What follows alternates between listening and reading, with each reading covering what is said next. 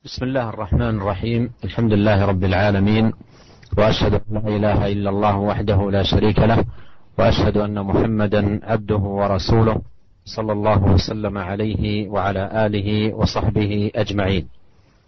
أما بعد، فأسأل الله عز وجل الكريم رب العرش العظيم أن يبارك لنا في هذه اللقاءات، وأن يجعلها لوجهه خالصة ولنا جميعا نافعة، وأن يثقل بها موازيننا يوم نلقاه، وأن يمن علينا فيها بالعلم النافع والعمل الصالح، وأن يجعل ما نتعلمه حجة لنا لا علينا، إنه تبارك وتعالى سميع قريب مجيب. Bismillahirrahmanirrahim. Assalamualaikum warahmatullahi wabarakatuh. Alhamdulillah, salatu wassalamu ala rasulillah wa ala alihi wa sahbihi wa man walah. Syekh mengatakan, aku mohon kepada Allah Subhanahu wa taala yang maha mulia, ya, yang maha pengasih, agar memberikan berkah kepada kita dalam pertemuan pengajian-pengajian kita, ya, liqa-liqa kita, dan semoga Allah Subhanahu wa taala menjadikan amalan kita amalan ikhlas di sisi Allah Subhanahu wa taala, dan semoga amalan-amalan kita, ya, akan memperberat timbangan kebaikan kita di hari kiamat kelak. Dan juga kita minta kepada Allah Subhanahu wa taala agar menjadikan ilmu yang telah kita pelajari ini sebagai hujjah yang akan membela kita pada hari kiamat, bukan sebagai hujjah yang akan menjadi bumerang bagi kita di hari kiamat kelak. وعدتكم أيها الأخوة المستمعون أن يكون الحديث في هذه الحلقة عن الغضب. وقد جاء في صحيح البخاري عن أبي هريرة رضي الله عنه أن رجلا قال للنبي صلى الله عليه وسلم: أوصني. قال: لا تغضب. فردد مرارا قال: لا تغضب. هذا الحديث يدل على عظم شأن هذه الوصية بعدم الغضب، لا تغضب. وذلك أن هذا الرجل قد طلب من النبي عليه الصلاة والسلام أن يوصيه بوصية وجيزة جامعة لخصال الخير، وذلك ليحفظها ويعمل بها. فوصاه النبي عليه الصلاة والسلام ألا يغضب، قال: لا تغضب. فردد السائل السؤال مرارا يقول: أوصني. والنبي عليه الصلاة والسلام لا يزيد على أن يقول له: لا تغضب. وهذا أيها الأخوة المستمعون فيه دلالة ظاهرة على أن الوصية بعدم الغضب من جماع الوصايا وأعظمها وأنفعها لكل مسلم. Para pendengar Radio Raja yang dirahmati oleh Allah Subhanahu wa taala, Syekh telah menjanjikan kepada kita semua bahwasanya pengajian kita kali ini pembahasannya mengenai masalah penyakit yang berbahaya, itu penyakit suka marah. Beliau menjelaskan bahwasanya telah datang dalam Sahih Al-Bukhari dari sahabat Abu Hurairah radhiyallahu taala anhu bahwasanya ada seorang laki-laki datang menemui Nabi sallallahu alaihi wasallam. Kemudian dia berkata, "Ausini." Kata dia, "Wahai Rasulullah, berikanlah wasiat kepadaku." Kata Nabi sallallahu alaihi wasallam, "La taghdab." Jangan kau marah. Faraddada miraran. Maka laki-laki ini meminta kembali, mengulang-ulang permintaannya. "Ya Rasulullah, berilah wasiat kepadaku. Ya Rasulullah, berilah wasiat kepadaku." Namun jawaban Nabi tetap sama. Kata Nabi sallallahu alaihi wasallam, "La taghdab." Jangan kau marah. Hadis ini, para pendengar yang dirahmati oleh Allah Subhanahu wa taala, menunjukkan akan besarnya atau agungnya wasiat yang telah diberikan oleh Nabi sallallahu alaihi wasallam kepada lelaki ini, yaitu wasiat agar tidak marah. Kenapa? Karena lelaki ini telah datang menemui Nabi sallallahu alaihi wasallam dan minta wasiat kepada Nabi sallallahu alaihi wasallam. Tentunya wasiat itu sangat penting, dan dia ingin meminta kepada Nabi suatu wasiat yang singkat untuk dia amalkan dalam kehidupannya sehari-hari. Nabi sallallahu alaihi wasallam berikan dia kepada dia sebuah wasiat, yaitu la taghdab, jangan kau marah. Rupanya laki-laki ini bertanya lagi, "Ya Rasulullah, ausini, ya Rasulullah, berikanlah aku wasiat." Namun jawaban Nabi sama, la taghdab. Dia ulangi lagi, "Ya Rasulullah, berikanlah aku wasiat." Namun jawaban Nabi juga sama, dia tidak menambah jawabannya. Jawabannya cuma perkataan beliau, la taghdab, jangan engkau marah. Dan ini menunjukkan akan besarnya atau pentingnya wasiat ini. تكرار الوصية من النبي عليه الصلاة والسلام لهذا الرجل بألا يغضب فيه دلالة ظاهرة على خطورة الغضب، وأن الغضب جماع الشر ومفتاحه، وأن تحرز الإنسان من الغضب واحتياطه منه ومجانبته للوقوع فيه جماع الخير. Nabi SAW tatkala mengulang-ulangi wasiatnya dengan berkata kepada lelaki ini, la taghdab, jangan kau marah, jangan kau marah, jangan kau marah, menunjukkan bahwasanya marah itu membawa malapetaka yang sangat besar. Bahkan Syekh menjelaskan bahwasanya jima'us syarr, ya, perkara yang bisa menimbulkan yaitu kejelekan yang sangat banyak adalah kemarahan. Oleh karena itu barang siapa yang bisa menghindari kemarahan, maka dia akan mendatangkan banyak kebaikan.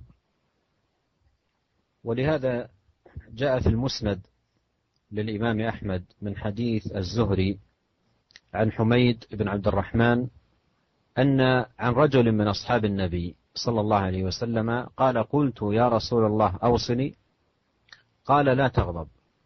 قال الرجل أي هذا الصحابي ففكرت حين قال النبي صلى الله عليه وسلم ما قال فإذا الغضب يجمع الشر كله.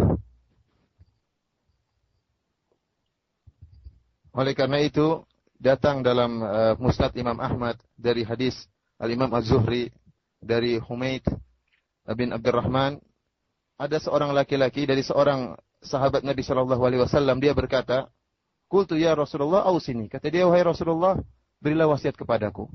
Maka kata Nabi sallallahu alaihi wasallam, "La taghdab, jangan engkau marah." Maka laki-laki ini berkata, "Fafakartu hina qala Nabi sallallahu alaihi wasallam maqal." Maka aku pun merenungkan apa yang telah dikatakan oleh Nabi sallallahu alaihi wasallam, jangan engkau marah.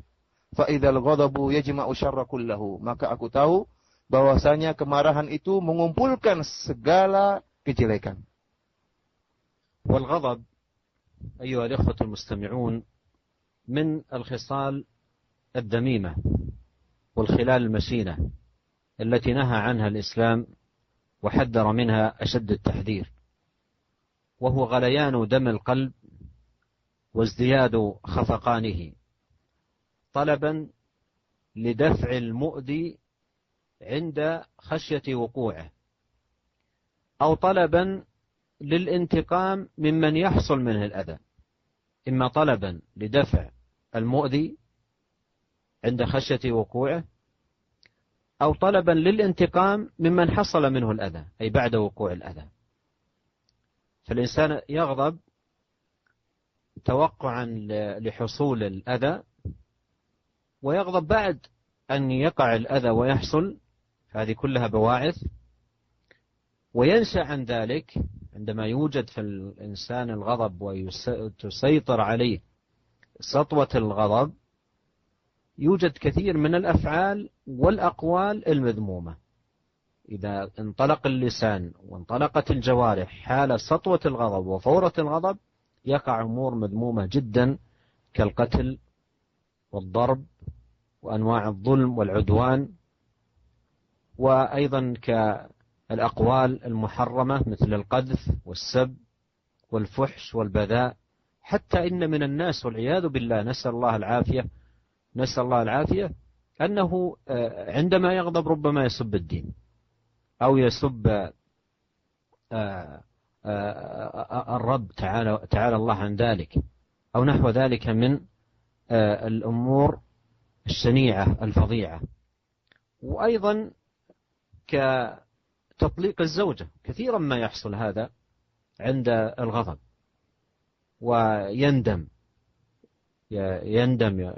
في شدة غضبه يقول طلقتها ثم يندم، لكن لا يفيده الندم، ونحو ذلك من الأمور التي لا تعقب إلا الندم، مما يدل على دلالة واضحة أن الغضب جماع الشر. Kemudian beliau menjelaskan bahwasanya kemarahan, sifat marah, temperamental itu merupakan sifat yang sangat tercela, yang dilarang dalam ajaran Islam. Bahkan agama Islam telah memperingatkan akan bahaya penyakit ini dengan peringatan yang sangat keras dan sangat tegas. Dan kemarahan itu merupakan mendidihnya darah yang terdapat dalam jantung seorang, ya, saking marahnya sehingga darahnya mendidih, bergejolak, ya. Kenapa? Karena ingin tolaban lidafil mu'zi, karena ingin menolak gangguan yang dia khawatir akan menimpa dia sehingga dia pun marah, atau karena untuk balas dendam. Dia sudah terkena gangguan dan dia ingin balas dendam. Jadi Syekh menjelaskan bahwasanya kemarahan itu bisa timbul karena seseorang khawatir dia terganggu, maka dia pun marah, khawatir gangguan tersebut menimpa dia, dia pun marah untuk menghindari dari gangguan tersebut. Atau ternyata dia sudah diganggu atau sudah dilukai, maka dia pun marah untuk membalas dendam balas dendam terhadap orang yang telah mengganggu dia.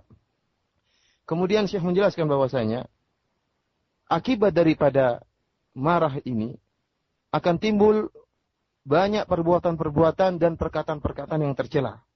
Bahkan bisa menimbulkan pembunuhan ataupun pemukulan, bisa menimbulkan kezaliman dan permusuhan. Semuanya timbul daripada sifat marah. Asalnya marah. Kemudian timbul hal-hal yang lebih berbahaya, berupa pembunuhan, kemudian pemukulan ataupun kezaliman, kemudian permusuhan. Demikian juga akan timbul perkataan-perkataan yang mazmumah. Al-aqwal al-mazmumah, perkataan-perkataan yang tercela, seperti mencaci, memaki, ya. Kenapa? Akibat daripada marah. Oleh karena itu sebagian orang, ya, sampai tatkala dia marah, lepas kontrol, akhirnya dia mencela agama. Dia mencela agama Islam. Bahkan lebih parah daripada itu, orang yang marah bisa jadi lepas kontrol, dia pun mencela Rabbnya sendiri, mencela Allah Subhanahu wa Ta'ala, memaki-maki Allah Subhanahu wa Ta'ala. Kenapa? Karena sikap marah yang timbul dari dirinya membuat dia lepas kontrol. Kemudian juga banyak kasus yang terjadi. Seorang suami mencerai, mentalak istrinya, kenapa? Karena marah. Tatkala marah, dia pun berkata, berucap, akhirnya menceraikan istrinya. Kamu saya cerai. Setelah itu dia pun menyesal. Menyesal. Namun penyesalannya sudah tidak bermanfaat. Kenapa? Dia sudah terlanjur melafalkan bahwasanya kepada istriku, kamu saya cerai. Dan ini banyak terjadi. Oleh karena itu, al-ghadab, kemarahan bisa menimbulkan perbuatan-perbuatan yang tercela, yang ujung-ujungnya hanyalah penyesalan yang tidak bermanfaat lagi. مرة رجل يستفتي أحد أهل العلم يقول أنا اشتد بي الغضب من زوجتي بسبب بعض الأمور التي تتعلق في البيت، إما مثلا الطعام لم يعجبه أو اللباس أو نحو ذلك أو ترتيب البيت. يقول اشتد بي الغضب وكنت غضبان غضبا شديدا، فضربت بجمع يدي على فمها، ضربت بجمع اليد على فمها فتكسرت بعض أسنانها، وقلت أنا أضربها هذا الضرب أنت طالق. ثم لما سكن الغضب ندم على تكسيره لأسنانها وعلى تطليقه لها، لكن الندم لا يرجع الأسنان إلى مكانها، وكذلك الندم لا يرجع الزوجة إلى مكانها. هذه أمور إذا باشر الإنسان الغضب أو تعاطى مع الغضب وتمادى معه يصل إلى رعونة شديدة من حيث حركة اليد، ورعونة شديدة أيضا من حيث حركة اللسان. Pernah ada seorang laki-laki yang minta fatwa kepada salah seorang ahlul ilmi, seorang ulama. Ya, dia mengatakan, wahai syekh, bahwasanya saya pernah sangat marah, ya, terhadap istri saya karena ada perkara-perkara di rumah yang tidak beres. Ya mungkin karena ada makanan yang belum siap, atau makanan yang tidak dia sukai, atau mungkin pengaturan rumah yang tidak baik. Maka akhirnya pun saya sangat marah, dan akhirnya saya pun mengumpulkan kepalan tangan saya dan saya pukulkan ke wajah istri saya. Akhirnya gigi istri saya pun rontok, gigi istri saya pun lepas. Dan saya katakan, kamu saya cerai. Kamu saya ceraikan. Subhanallah, setelah itu laki-laki ini pun menyesal. Akhirnya dia pun bertanya kepada ulama, bagaimana nasib dia. Tentunya penyesalan ini tidak ada manfaatnya. Penyesalan ini tidak ada manfaatnya. Penyesalan dia tidak bisa mengembalikan gigi-gigi istrinya yang telah dia hancurkan. Dan penyesalan dia tidak bisa mengembalikan istrinya yang telah dicerai kepada dia. Istrinya sudah terlanjur jatuh talak. Terlanjur jatuh talak. Oleh karena itu para pendengar Radio Raja yang dirahmati oleh Allah Subhanahu wa taala, kemarahan ya bisa menimbulkan tindakan-tindakan seperti pemukulan yang sangat berbahaya. Demikian juga perkataan-perkataan yang tidak dipikirkan oleh orang yang sedang marah sampai menjatuhkan talak kepada istri tanpa dia renungkan akibatnya. بعض الرجال في البيت خاصة إذا لم يكن متزنا يستغل قوة جسمه وضعف جسم زوجته وضعف بنيتها وعدم قدرتها، فعند كل ما مرة ينفعل أو يغضب منها يباشر الإيذاء لها بلسانه والإيذاء لها بيده ويجلدها جلد البهيم. ألا يتقي الله سبحانه وتعالى؟ إذا كان قويا عليها فالله عز وجل قوي عليه. ألا يتقي الله؟ ألا يتقي الله في هذه المرأة التي أكرمه الله سبحانه وتعالى ويسر له وجودها في بيته، تعتني ببيته وتربي ولده وتكون أما لأولاده ويتحقق بوجودها الخير، أيعاملها بهذه المعاملة وبهذا البطش بسبب سطوة الغضب وفورانه؟ Sebagian orang ya di rumah tangga ya, terutama yang tidak bisa menimbang dirinya, tidak bisa cepat sekali marah, kemudian menggunakan kesempatan lemah istrinya untuk dia menzalimi istrinya.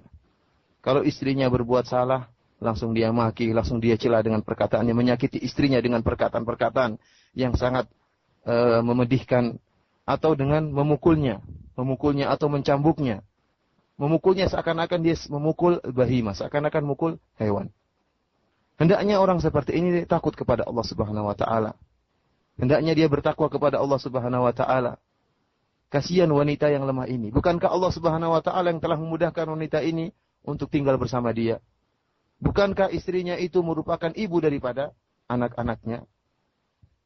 Oleh karena itu, hendaknya dia bertakwa kepada Allah Subhanahu wa taala dan tidak menjadikan kesempatan kelemahan istrinya untuk dia jadikan bulan-bulanan, dia pukul, dia maki dan semacamnya. Wa aina haula min وصية النبي صلى الله عليه وسلم بالنساء وكانت من أواخر وصاياه استوصوا بالنساء خيرا. فالواجب على الرجل في بيته أن يتقي الله سبحانه وتعالى مع أهله، وأن تكون المعاملة رفيقة مبنية على الرحمة وعلى العطف وعلى الحنان وعلى الإحسان وعلى اللطف. قد قال عليه الصلاة والسلام: ما دخل الرفق في شيء إلا زانه وما نزع من شيء إلا شانه. وكيف يطمع أن يجد في بيته حياة جميلة طيبة مبنية على الود والوئام والحب وهو في بيته يتعامل بمثل هذه المعاملة؟ Hendaknya dia takut kepada Allah Subhanahu wa taala. Jika dia kuat terhadap istrinya, ketahuilah bahwasanya Allah Subhanahu wa taala Maha kuat. Kemudian hendaknya dia mengingat wasiat Nabi sallallahu alaihi wasallam. Di mana dia dari pelaksanaan wasiat Nabi sallallahu alaihi wasallam? Bukankah di antara wasiat Nabi sallallahu alaihi wasallam bahkan merupakan salah satu dari akhir wasiat Nabi sallallahu alaihi wasallam, kata Nabi sallallahu alaihi wasallam, "Istausu bin nisa'i khairan." Yaitu hendaknya kalian berbuat baik kepada para wanita. Oleh karena itu, bapak-bapak sekalian hendaknya mereka bertakwa kepada Allah Subhanahu wa taala. Takut kepada Allah Subhanahu wa taala dalam bermuamalah dengan istri-istri mereka. Hendaknya mereka menjadikan muamalah mereka, pergaulan mereka dengan istri mereka di rumah mereka dengan pergaulan yang lembut, yang dibangun di atas rasa cinta, rasa kasih sayang. Bukan pergaulan, bukan muamalah yang dibangun di atas kekerasan. Bukankah Nabi sallallahu alaihi wasallam telah bersabda, "Ma dakhala ar-rifqu fi syai'in illa zanah, wa ma nuzi'a an syai'in illa syanah." Tidaklah kelembutan masuk pada satu perkara kecuali akan menghiasinya, dan tidaklah kelembutan dicabut dari suatu perkara kecuali akan menjelekkannya. Bagaimana seorang suami bisa mendambakan kehidupan yang bahagia, kehidupan yang romantis dengan istrinya, sementara dia di rumahnya bersikap kasar dengan istrinya. Muamalahnya tidak dibangun di atas rasa cinta, tapi di atas kekasaran dan rasa dendam. أيضا مع الأطفال الصغار، الرجل مع الأطفال الصغار، وأيضا المرأة مع أطفالها وأولادها الصغار. بعض الناس عندما يغضبه طفله الصغير أو يفعل شيئا لا يعجبه يبطش به بطشا مؤذيا للغاية، ربما يكسر عظما، ربما يسيل دما، ربما يفقع عينا، ربما يحصل أضرار. يقول أحد الأفاضل: كنت مرة ذهبت إلى أحد المستشفيات للعلاج، وكنت في السيرة أنتظر الدور حتى يأتيني، فكان بجنبي رجل ومعه طفل عمره 5 سنوات أو 4 سنوات، صغير، لكنني لاحظت أن يده اليمنى مملعة منفصلة من هذا المفصل من الأساس ومنطلقة. فتألمت للطفل والتفت لوالده، قلت: لا بأس، إيش اللي حصل؟ قال: الله المستعان، هذا الغضب. قلت: إيش اللي حصل؟ قال: كان نايم وطلبت منه أن يستيقظ، ما استجاب لي، فشددت يده بقوة وحصل لها هذا الأمر. فإذا لم يتعامل الإنسان مع أطفاله الصغار بالهدوء وبالرفق وبالرحمة وبالإحسان، ربما يصيب أطفاله منه مضار، ثم يكبرون أطفاله وهم لا يحبونه ولا يحرصون على بره وعلى الإحسان، لأنه غليظ، والغليظ الناس تنفر منه حتى أقرب قريب ولا يرتاحون له. Kemudian juga sikap suka marah hendaknya dijauhi tatkala seorang ayah atau seorang ibu bermuamalah dengan anak-anak mereka. Ya. Sebagian orang, sebagian bapak atau sebagian ibu, jika anak-anak mereka melakukan perbuatan yang keliru atau perbuatan yang tidak disukai oleh mereka, maka mereka pun langsung memukul anak-anak mereka. Terkadang pemukulannya dengan sangat kuat, dengan sangat keras, sampai bisa-bisa mematahkan tulang, ya, atau sampai mengeluarkan darah dari sang anak, subhanallah, padahal itu anak mereka sendiri.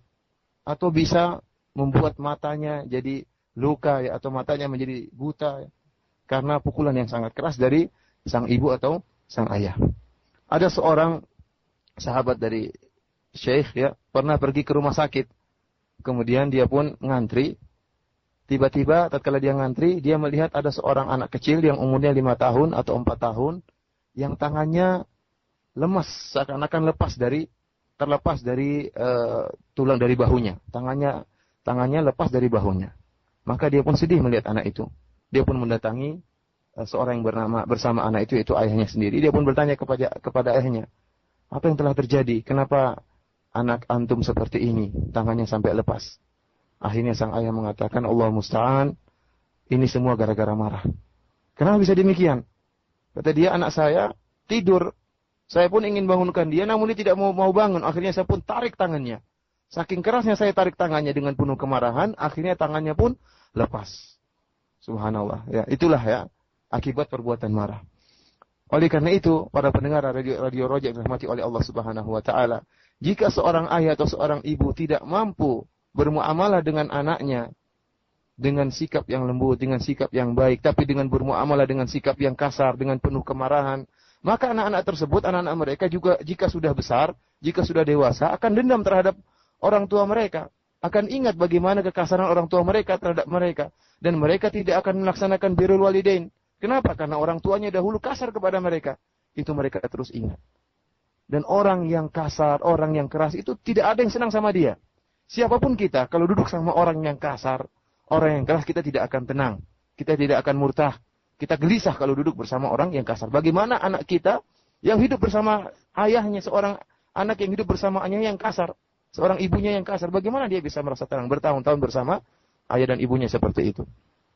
بعض العوام والجهال ربما يسمون الاندفاع عند الغضب يسمونه شجاعة أو يسمونه رجولة، أو يسمونه عزة نفس وكبر همة، ويلقبونه بألقاب محمودة، ثم يمضي الواحد منهم في ظلم وعدوان وبغي وإيذاء وإضرار بالناس، وهو عند نفسه أنه الشجاع وأنه الرجل وأنه البطل وأنه القوي، وهذا كله من نفخ الشيطان ومن النفس الأمارة بالسوء.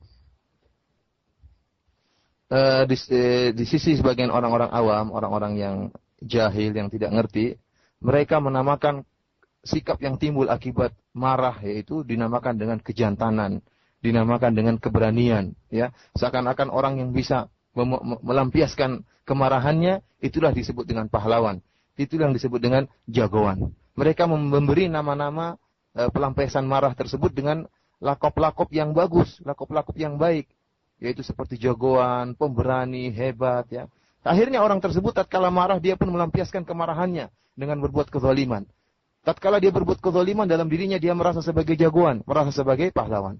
Ketahuilah para pendengar yang dirahmati oleh Allah Subhanahu wa taala, semua ini adalah tipuan syaitan. Semua ini adalah tipuan syaitan untuk menyerumuskan kaum muslimin dalam kemarahan dan dalam kezaliman. والشيطان يحضر الإنسان عند غضبه ويجدها فرصة حتى يسوق الإنسان ويؤزه إلى الجناية وإلى البغي وإلى الظلم، ولهذا سيأتي معنا الأمر بالتعوذ بالله من الشيطان عند الغضب. Ketahuilah para pendengar sekalian yang dimuliakan oleh Allah Subhanahu wa taala, syaitan tatkala seorang marah, syaitan itu sudah bersama dia. Syaitan itu sedang mengintai dia. Tatkala dia marah, maka syaitan akan membesarkan marahnya dan akan menjerumuskan dia ke dalam perbuatan yang lebih parah, menjerumuskan dia dalam kezaliman, menjerumuskan dia dalam jinayah, dalam kriminal, ya. Kenapa? Karena syaitan tahu itu kesempatan terbaik untuk menjerumuskan seorang dalam perbuatan-perbuatan tersebut karena kemarahannya. الآن أنقل لكم بعض الآثار عن السلف رحمهم الله في التحذير من الغضب. يقول جعفر بن محمد: الغضب مفتاح كل شر. Sekarang kita akan sebutkan beberapa perkataan dari salafus saleh. Yang pertama dari seorang yang bernama Ja'far bin Muhammad rahimahullah, dia mengatakan al-ghadabu miftahu kulli syarr. Kata dia, kemarahan merupakan kunci dari segala keburukan. وقيل لعبد الله بن المبارك: اجمع لنا حسن الخلق في كلمة، فقال: ترك الغضب. Dikatakan juga kepada Abdullah ibn Mubarak rahimahullah, dikatakan kepada dia, wahai Abdullah bin Mubarak, tolong kumpulkan kepada kami husnul khuluq dalam satu kalimat. Kumpulkan kepada kami akhlak yang baik dalam satu kalimat. Kata beliau, tarkul ghadab, hendaknya engkau meninggalkan kemarahan. وقال عمر بن عبد العزيز رحمه الله: قد أفلح من عصم من الهوى والغضب والطمع. Umar bin Abdul Aziz rahimahullah berkata, sungguh beruntung man usima minal hawa, sungguh beruntung orang yang terjaga dari hawa nafsunya dan dari kemarahannya dan dari rasa tamak. ومما قيل في ذم الغضب قالوا عدو العقل الغضب. Dan di antara yang dikatakan dalam masalah kemarahan, dikatakan bahwasanya adul akal, musuhnya akal itu adalah kemarahan. وقالوا أيضا كل العطب في الغضب. Kemudian juga dikatakan bahwasanya kulul atab fil ghadab, yaitu segala kerusakan itu ada pada kemarahan. ومن أحسن ما وقفت عليه في كلام أهل العلم في ذم الغضب قولهم: أول الغضب جنون وآخره ندم، وذلك لأن الغضبان وقت الغضب يشبه المجنون في حركاته، في أفعاله، في تصرفاته، حتى إنه لو وصفت له صفته وقت غضبه لا تأسف على حاله ولم يرضى أن يكون على هذه الحال، وآخره ندم. في نهاية الأمر لما يسكن الغضب يندم على الأشياء التي فعلها. فهذا من أجمل ما مر علي في وصف الغضب. قالوا أول الغضب جنون، يعني الإنسان وقت الغضب يشبه المجنون، وبعد الغضب يندم أشد الندم. Kemudian Syekh menjelaskan bahwasanya di antara perkataan yang paling baik, yang paling indah yang pernah dia temukan dari perkataan para ulama, yaitu perkataan mereka bahwasanya awal ghadab junun, bahwasanya awal dari kemarahan merupakan kegilaan, wa akhiruhu nadam, dan akhir daripada kemarahan adalah rasa penyesalan. Ya. Kenapa? Karena orang yang marah tatkala sedang puncak-puncaknya marah, maka dia seperti orang yang gila. Sifat-sifatnya, perbuatan-perbuatannya, perkataan-perkataannya seperti orang gila. Ya. Kenapa? Dia sedang marah dan sangat marah. Seandainya orang yang marah ini kemudian tadinya hilang marahnya, diceritakan kepada dia, tadi kamu pas marah, tatkala kamu sedang marah, sikapmu demikian dan demikian, maka di sini tidak ridho. Kenapa? Karena sikap-sikap yang timbul dari dia tatkala dia sedang marah seperti sikap-sikapnya orang majnun, orang gila. Kemudian disebutkan bahwasanya al-ghadab itu akhiruhu junun. Rasa marah itu akhirnya adalah penyesalan. Dan demikian. Orang yang marah, ujung-ujungnya dia akan menyesal. Namun tidak ada faedah dari penyesalan tersebut. ولعلنا بهذا ندرك المكانة العظيمة لهذه الوصية، وهي قول النبي عليه الصلاة والسلام لا تغضب. وهنا سؤال يطرح، وهو ما معنى قول النبي عليه الصلاة والسلام لا تغضب؟ ما المراد بذلك؟ Dengan demikian ya, penjelasan yang telah lalu kita tahu bahwasanya wasiat Nabi Shallallahu Alaihi Wasallam ini sangat penting dan sangat agung. Wasiat yang mungkin sepele tapi sangat agung. La taghdab, jangan engkau marah. Kemudian pertanyaan yang mungkin timbul, apa makna wasiat Nabi Shallallahu Alaihi Wasallam la taghdab? Apa makna wasiat tersebut? Jangan engkau marah. Apa makna wasiat tersebut? قال أهل العلم قوله عليه الصلاة والسلام لا تغضب يتضمن أمرين عظيمين للسلامة من الغضب ونتائجه. أحدهما الأمر بفعل الأسباب وتمرين النفس على حسن الخلق وعلى الحلم والصبر واحتمال أذى الناس القولي والفعلي، يعود نفسه على ذلك.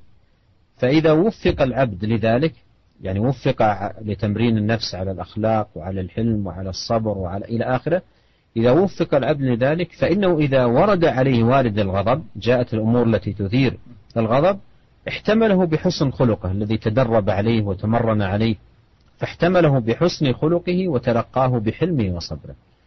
ومن القواعد المتقررة أن الأمر بالشيء أمر به وبما لا يتم إلا به، لأن لا يمكن أن يكون الإنسان يسلم من الغضب ونتائجه إلا إذا تمرن على هذه الأخلاق الفاضلة. والنهي عن الشيء أمر بضده، فنهي النبي صلى الله عليه وسلم عن الغضب يتضمن الأمر بالصبر والحلم وحسن الخلق. Para ulama menjelaskan makna dari perkataan Nabi Shallallahu Alaihi Wasallam la taghdab, jangan engkau marah, itu mengandung dua perkara. Jadi maknanya sangat luas. Perkara yang pertama yaitu perintah dari Nabi Shallallahu Alaihi Wasallam dari perkataan jangan kau marah, maksudnya agar seorang melakukan sebab-sebab yang bisa menghilangkan kemarahan. Kemudian membiasakan dirinya untuk berada di atas akhlak yang mulia, berupa kesabaran, ya, sikap bijak, kemudian sabar dengan gangguan manusia, baik gangguan tersebut berupa perkataan maupun perbuatan. Maka jika seorang hamba, ya, seorang manusia diberi taufik oleh Allah Subhanahu wa taala untuk bisa berakhlak mulia dengan rasa sabar, kemudian bersikap bijak, sabar dengan gangguan manusia, maka jika timbul salah satu sebab yang membuat dia bisa membuat hatinya bergejolak, bisa membuat dia marah, maka dia akan bisa menahan diri dengan akhlaknya yang baik. Dan dia bisa menerima gangguan manusia tersebut dengan kesabarannya dan sikap bijaknya. Dan kita tahu bersama bahwasanya di antara kaidah yang sudah baku, bahwasanya al-amru bisyai' amrun bihi wa bima la yatimu illa bihi. Perintah terhadap sesuatu dalam syariat itu dijelaskan dalam kaidah, perintah terhadap sesuatu maknanya adalah memerintahkan perkara tersebut dan juga memerintahkan perkara yang lain yang perkara tersebut tidak sempurna kecuali dengan perkara yang lain. Wa nahyu 'ani syai' amrun bididdihi. Demikian juga larangan terhadap sesuatu adalah perintah untuk menjalankan lawannya. Maka contohnya di sini, Nabi Shallallahu Alaihi Wasallam melarang kita untuk marah. Maka maksudnya yaitu Nabi Shallallahu Alaihi Wasallam memerintahkan kita untuk melaksanakan lawan dari rasa marah, yaitu apa? Sabar, kemudian sikap bijak dan akhlak yang mulia. Dan seorang tidak mungkin bisa melaksanakan sikap sabar kecuali dia berakhlak mulia. Oleh karena itu tatkala Nabi sallallahu alaihi wasallam mengatakan la taqdab, jangan kau marah, berarti perintah kepada kita untuk berakhlak yang mulia berupa sikap sabar dan sikap bijak dan sabar menghadapi gangguan manusia. ثانيا أن أمره صلى الله عليه وسلم بعدم الغضب فيه أمر بعدم تنفيذ الغضب. قول لا تغضب يعني لا تنفذ الغضب. عندما يحصل الغضب لا تنفذ الغضب، لأن الغضب غالبا لا يتمكن الإنسان من دفعه ورده، يهجم عليه في أمور تغضب الإنسان. فقوله لا تغضب أي لا تنفذ، ومعنى لا تنفذ أي لا تأتي لا بأشياء من الأقوال ولا أيضا من الأفعال وقت الغضب، ولكنه يتمكن من عدم تنفيذه، فعليه أن يمنع نفسه من الأقوال والأفعال المحرمة التي يجر الغضب إليها. فمتى منع نفسه من آثار الغضب الضارة فكأنه في الحقيقة لم يغضب. لما يوجد في الإنسان الغضب ثم يمنع نفسه أن يأتي بأشياء ضارة بسبب الغضب، سواء الأقوال أو الأفعال، هو يكون في الحقيقة كأنه لم يغضب، لأن النتائج التي تكون منبنية ومترتبة على الغضب لم توجد فيه. Adapun perkara yang kedua, yaitu perkataan Nabi Shallallahu Alaihi Wasallam, la taqdab, jangan kau marah. Artinya apa? Jangan kau lampiaskan marahmu. Seorang subhanallah tatkala sedang marah, ya, maka dia ingin melampiaskan marahnya, dan dia sebenarnya mampu untuk melampiaskan marahnya. Akan tetapi, kalau kita melaksanakan wasiat Nabi Shallallahu Alaihi Wasallam, la taqdab, jangan kau marah, maka kita berusaha untuk menahan diri kita. Kita mampu untuk melampiaskan kemarahan kita, tapi kita tahan. Kita tahan diri kita agar tidak melampiaskan kemarahan, sehingga akhirnya tidak mengeluarkan perkataan-perkataan yang buruk atau melakukan tindakan-tindakan yang buruk yang merupakan tanda orang yang sedang marah. Jadi perkataan Nabi Shallallahu Alaihi Wasallam, la taqdab, artinya jangan kau lampiaskan marah engkau dengan perkataan-perkataan yang buruk ataupun dengan perbuatan-perbuatan yang buruk. ونستمع في هذا إلى آية وحديث. الآية قول الله تعالى وإذا ما غضبوا هم يغفرون. والحديث يقول عليه الصلاة والسلام ليس الشديد بالسرعة، يعني الذي يسرع ليس الشديد بالسرعة، إنما الشديد من يملك نفسه عند الغضب. Kita dengarkan ayat dan kita dengarkan hadis. Allah Subhanahu wa taala berfirman, "Wa idza ma ghadibu hum yaghfirun." Jika mereka marah, mereka segera memaafkan. Kemudian Nabi sallallahu alaihi wasallam dalam satu hadis bersabda, "Laisa syadid bisur'ah." Bukanlah orang yang kuat itu yang bisa mengalahkan lawannya tatkala bergulat. Innama syadidu man yamliku nafsahu 'indal ghadab. Tapi orang yang kuat itu yang bisa menahan dirinya tatkala dia sedang marah. Itulah orang yang kuat. والآن نصل أيها الإخوة إلى العلاج. عندما يحصل الغضب ويوجد في الإنسان ماذا ينبغي عليه؟ هناك ثلاثة أمور مهمة أتمنى يا أخواني أن تحفظوها وأن تحافظوا عليها، ينفعكم الله سبحانه وتعالى بها. ثلاثة أمور مهمة ينبغي علينا جميعا أن نبادر إليها وأن نحرص عليها عندما يحصل الغضب. Sekarang kita sampai pada bagaimana mengatasi penyakit marah ini. Artinya jika kita ditimpa dengan rasa marah yang amat sangat, bagaimana kita bisa mengatasi, mengobati penyakit ini? Syekh mengatakan di sana ada 3 perkara yang membantu kita untuk bisa menyembuhkan penyakit ini. Dan beliau berharap ikhwah sekalian, para pendengar sekalian, untuk menghafal 3 perkara ini agar bisa diamalkan tatkala timbul kemarahan. Al-amr al-awwal أن يبادر إلى التعوذ بالله من الشيطان الرجيم. روى البخاري ومسلم عن سليمان بن صرد رضي الله عنه قال استب رجلان عند النبي صلى الله عليه وسلم ونحن عنده جلوس، وأحدهما يسب صاحبه مغضبا قد احمر وجهه، فقال النبي صلى الله عليه وسلم إني لأعلم كلمة لو قالها لذهب عنه ما يجد، لو قال أعوذ بالله من الشيطان الرجيم. فقالوا للرجل أي الغضبان ألا تسمع ما يقول النبي صلى الله عليه وسلم؟ قال إني لست بمجنون. هذا أيضا من شدة الغضب. Sedangkan kemarahan yang pertama yaitu seorang hendaknya berta'awudz kepada Allah Subhanahu wa taala, meminta perlindungan kepada Allah Subhanahu wa taala dari gangguan syaitan. Karena yang menyebabkan kemarahan adalah syaitan. Al-Imam Al-Bukhari dan Imam Muslim meriwayatkan dari sahabat yang bernama Sulaiman bin Surat radhiyallahu taala anhu, dia berkata, "Istabba rajulani 'inda Nabi sallallahu alaihi wasallam." Ada dua orang yang sedang saling memaki di sisi Nabi sallallahu alaihi wasallam, dan kami tatkala itu sedang duduk-duduk di sisi Nabi sallallahu alaihi wasallam. Yang satu memaki yang lainnya dengan sangat marah. Qad ihmarra wajhuhu, wajahnya sudah sangat merah karena saking marahnya. Faqala Nabi sallallahu alaihi wasallam, maka Nabi sallallahu alaihi wasallam berkata, "Inni la a'lamu kalimatan law qalaha la dhaba anhu ma yajid."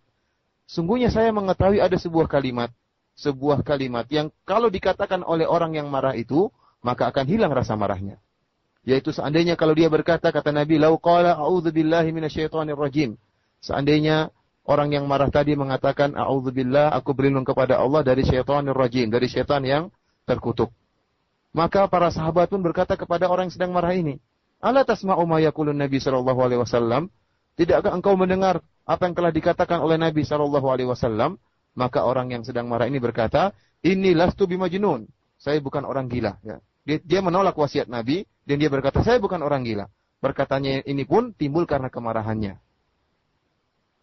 وفي الحديث دلالة على أن الغضب من نزغ الشيطان، أن الغضب من نزغ الشيطان، وأن من حصل له الغضب ينبغي له أن يستعيذ بالله منه، كما يدل على ذلك قول الله تعالى: وإما ينزغنك من الشيطان نزغ فاستعذ بالله إنه هو السميع العليم. Hadis ini menunjukkan bahwasanya kemarahan itu merupakan tiupan syaitan, merupakan gangguan syaitan. Maka seorang yang timbul rasa marahnya, maka hendaknya dia segera berta'awudz, berlindung kepada Allah Subhanahu wa taala dari gangguan syaitan. Allah Subhanahu wa taala telah berfirman, "Wa imma yanzaghannaka minasyaitani nazghun fasta'iz billahi innahu samii'un alim." Jika ternyata syaitan mengganggu engkau, ya, maka hendaknya engkau berlindung kepada Allah Subhanahu wa taala, sungguhnya Allah Subhanahu wa taala Maha mendengar lagi Maha mengetahui. ثم إن الشيطان عاذنا الله منه يتمكن من الإنسان حالة الغضب فيدفعه إلى ارتكاب الآثام ويؤزه إلى السب والأذى والإجرام، فإذا استعاذ المسلم بالله من الشيطان حفظ منه ووقي من شره. Kemudian syaitan, kita berlindung kepada Allah Subhanahu wa taala dari gangguannya, ya. Tatkala seorang marah, maka syaitan sangat mudah untuk mengontrol orang tersebut, menjatuhkannya kepada perkara yang lebih parah, sehingga akhirnya orang tersebut yang marah tadi terjerumus dalam perbuatan-perbuatan dosa. Mungkin dengan memaki atau dengan mengganggu atau dengan berbuat kriminal. Karena syaitan sangat mudah mengontrol dia tatkala dia sedang marah. Namun tatkala seorang muslim berlindung kepada Allah Subhanahu wa taala tatkala dia sedang marah, maka Allah Subhanahu wa taala akan menjaga dia dari gangguan syaitan. هذا الأمر الأول. الأمر الثاني أن يمنع الإنسان أي كلمة تخرج منه وقت الغضب، يعني وقت فورة الغضب دقيقة أو دقيقتين أو ثلاث، هي لا تطول مدة طويلة، يعني هي دقيقتين 3 4 5، هذا بحد أقصى تقريبا. فوقت الغضب يمنع نفسه من أي كلمة. فقد جاء في المسند للإمام أحمد من حديث عبد الله بن عباس رضي الله عنهما عن النبي صلى الله عليه وسلم أنه قال: إذا غضب أحدكم فليسكت. قالها 3، يعني 3 مرات يقول: إذا غضب أحدكم فليسكت، يعني وقت الغضب امنع الكلام تماما، لا تخرج أي كلمة جيدة أو غير جيدة. وقت الغضب امنع الكلام حتى تهدأ، فإذا هدأت نفسك بعد ذلك قل ما شئت. Tadi perkara yang pertama, yaitu berlindung kepada Allah dari gangguan syaitan. Adapun perkara kedua yang bisa mengobati atau menghilangkan rasa marah, yaitu jangan berbicara. Terutama tatkala sedang puncak-puncaknya marah. Seorang lagi marah besar, mungkin 2 menit, 3 menit, atau 5 menit, tahan dirinya, jangan ngomong apapun. Baik menurut dia perkataan itu baik atau perkataan itu buruk, jangan dia ngomong. Sabar, sampai 5 menit, sampai dirinya itu tenang. Dalam hadis yang diriwayatkan oleh Imam Ahmad, ya, bahwasanya dari seorang sahabat, Nabi sallallahu alaihi wasallam berkata, "Idza ghadiba ahadukum falyaskut." Qalaha 3. Nabi sallallahu alaihi wasallam bersabda, jika salah seorang dari kalian marah, maka hendaknya diam. Rasulullah mengulanginya sebanyak 3 kali. Jika salah seorang dari kalian marah, maka diam. Jika salah seorang dari kalian marah, maka diamlah. Jika salah seorang dari kalian marah, maka diamlah. Oleh karena tatkala kita sedang marah, diam, enggak usah ngomong. Meskipun kita menganggap perkataan kita itu perkataan baik, jangan ngomong. Jangan ngomong 2 menit, 3 menit, 5 menit sampai hati kita menjadi tenang, baru kita berbicara sepuas kita, terserah kita. وذلك أن الغضبان إذا تكلم حال غضبه فإن الغالب على كلامه التعدي والإساءة. إذن فمن الخير له أن يكف عن الكلام حال الغضب حتى يسكن، فإذا سكن اتزن كلامه وحسن حديثه. Kenapa? Karena orang yang marah, ya, kebanyakan perkataannya itu mesti ada kejelekan, mesti ada keburukan untuk berbuat dendam kepada orang yang sedang dimarahi. Oleh karena itu, hendaknya tatkala dia sedang marah, dia tahan dirinya, jangan ngomong. Dia diam sampai dirinya kemudian tenang, baru kemudian dia berbicara. Setelah dia bisa berpikir dengan tenang, hatinya pun sudah tenang, maka silakan dia berbicara. الأمر الثالث لا يفعل شيء وقت الغضب، لا بيده ولا برأسه ولا بقدمه، لا يفعل أي شيء، بل إذا كان قائما يجلس، وإذا سكن الغضب بذلك وإلا يضطجع ينام على جنبه حتى يبرد وتهدأ أعصابه وتذهب فورة الغضب. ولهذا جاء في المسند وسنن أبي داود وغيرهما من حديث أبي ذر رضي الله عنه أن النبي صلى الله عليه وسلم قال: إذا غضب أحدكم وهو قائم فليجلس فإن ذهب عنه الغضب وإلا فليضطجع. Kemudian obat yang ketiga untuk menghilangkan rasa marah atau sikap temperamental, yaitu hendaknya tatkala seorang sedang marah, jangan melakukan apapun, jangan bertindak apapun, baik bertindak dengan kepalanya atau dengan tangannya atau dengan kakinya, pokoknya jangan bertindak apa-apa. Kenapa? Karena dia sedang marah. Bahkan kalau dia sedang berdiri, maka hendaknya dia duduk untuk menghilangkan rasa marahnya. Dan jika ternyata dia sudah duduk, belum hilang juga rasa marahnya, hendaknya dia berbaring. Sebagaimana hal ini diriwayatkan dari Nabi sallallahu alaihi wasallam dalam Musnad Imam Ahmad dan juga dari Abu Daud rahimahumullah, bahwasanya Nabi sallallahu alaihi wasallam bersabda dari hadis Abu Dzar radhiyallahu anhu, "Idza ghadiba ahadukum wa huwa qa'im," jika salah seorang dari kalian marah dan dia dalam keadaan berdiri, falyajlis, maka hendaknya dia duduk. Fa in dhahaba anhu al-ghadab wa illa falyattaji'. Kalau ternyata setelah dia duduk rasa marahnya hilang, maka alhamdulillah. Namun setelah dia duduk, rasa marahnya belum juga hilang, falyattaji', maka hendaknya dia pun berbaring untuk menghilangkan rasa marahnya. Intinya dia tidak bertindak apa-apa, tidak melakukan perbuatan yang menunjukkan rasa marahnya. وذلك أن الغضبان إن بقي قائما حال غضبه وهو قريب من أغضبه ووجهه أمام وجهه وهما متقابلان وهو غضبان، فهو بهذه الصفة متهيئ للانتقام، إما أن يضربه بيده أو أن يبصق عليه أو يركله برجله لأنه قريب منه ومنفعل ونفسه ثائرة. فإذن الحل في مثل هذا الباب أن يتباعد عنه، وأفضل طريقة الجلوس كما أرشد إلى ذلك النبي عليه الصلاة والسلام، قال اجلس. فإن كان الجلوس كافيا هدأت نفسه بالجلوس يكتفي به، فإن لم يكفه الجلوس يضطجع على جنبه، فإذا جلس تباعد، وإذا اضطجع كان أبعد وأبعد، فهذا كله يؤدي إلى السلامة من آثار الغضب، لأن إن بقي أمامه ربما يضرب ضربة قاتلة يندم عليها طول حياته، أو يرتكب أمر يندم عليه. لكن إذا طبق السنة وجلس هدأت النفس، إن لم تهدأ بالجلوس يضطجع على جنبه حتى تسكن نفسه تماما. Kenapa demikian? Karena seorang yang marah, ya, kalau dia dalam keadaan berdiri dan dia kondisinya dekat dengan orang yang sedang dia marahi, maka akan mudah bagi dia untuk melampiaskan kemarahannya. Orang yang sedang dia marahi di depan dia, dan dia sedang dalam keadaan berdiri, maka mudah bagi dia untuk menampar orang tersebut, atau memukul orang tersebut, atau menendang orang tersebut, atau pertindakan-tindakan yang lainnya. Oleh karena itu Nabi Shallallahu Alaihi Wasallam memberikan pengarahan, jika seorang marah, maka hendaknya dia duduk, ya, merubah posisinya. Kalau dia duduk, maka dia akan jauh dari orang yang sedang marah. Untuk bertindak agak sulit. Kenapa dia duduk? Kalau ternyata rasa marahnya hilang, maka alhamdulillah dengan duduk. Namun jika ternyata setelah duduk rasa marahnya belum juga hilang, maka dia pun berbaring, ya. Sehingga dia lebih jauh lagi daripada orang yang sedang dia marah, dan semakin sulit bagi dia untuk bertindak. Kenapa? Kalau dia tetap aja berdiri, kemudian dia marah, akhirnya dia mukul atau bertindak dengan yang sangat kasar terhadap orang yang sedang dia marah, maka bisa jadi dia akan menyesal dengan penyesalan yang lama dan tidak ada faedahnya. Oleh karena itu, orang yang melaksanakan sunnah, maka dia yang selamat. Jika dia marah, maka hendaknya dia duduk. Jika tidak hilang, maka dia pun berbaring. الشيطان ما يقبل هذا. الشيطان لا يقبل هذا. إذا جلس أو اضطجع يقول يغضبك وتنام. وين رجولتك؟ وين قوتك؟ وين شجاعتك؟ هذا يغضبك ويفعل هذا الأمر وأنت فقط تنام. إذا أنت ما أنت رجل. وين الرجولة؟ وين الشجاعة؟ وين القوة؟ فما يرضى. فمن نطيع؟ هل نطيع عدو الله الشيطان الذي يدفعنا للشر وإلى الآثام، أم نطيع الرسول عليه الصلاة والسلام؟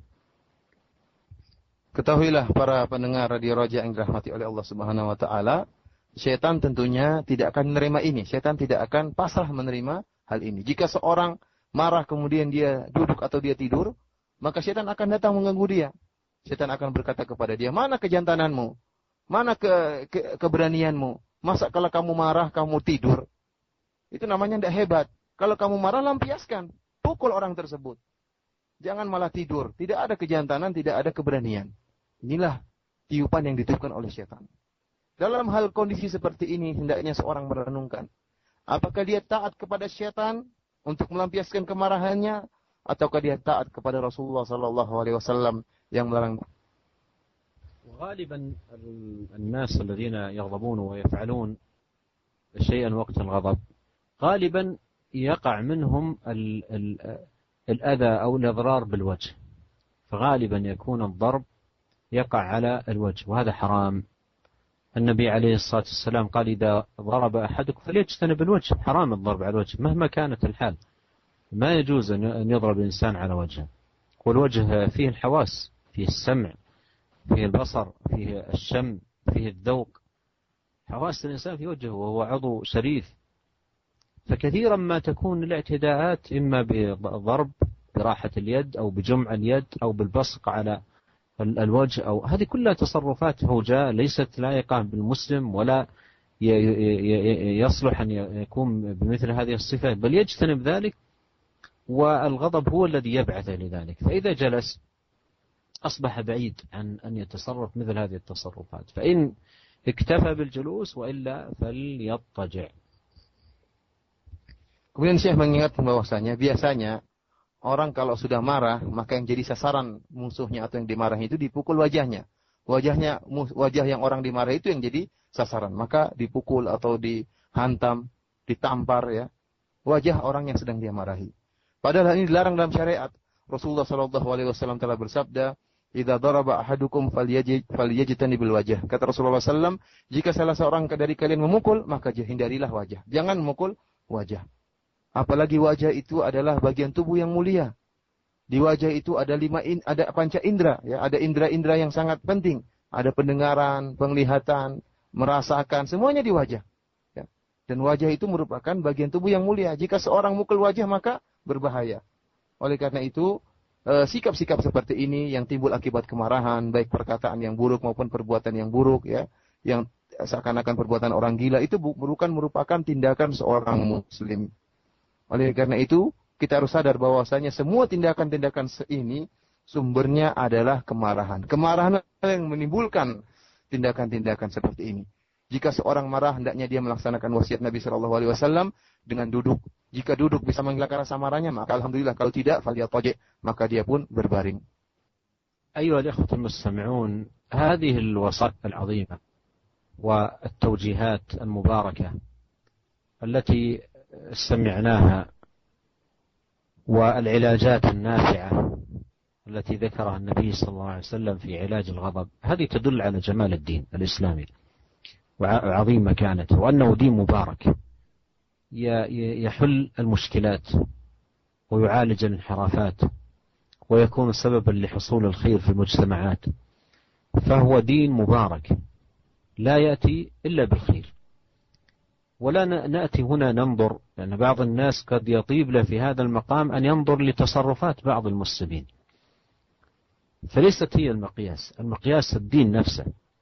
بتوجيهاته المباركة ونصائحه القيمة، فأين يجد الإنسان مثل هذه العلاجات ومثل هذه التوجيهات المباركة في دين غير هذا الدين العظيم المبارك، دين الله جل وعلا الذي رضيه لعباده.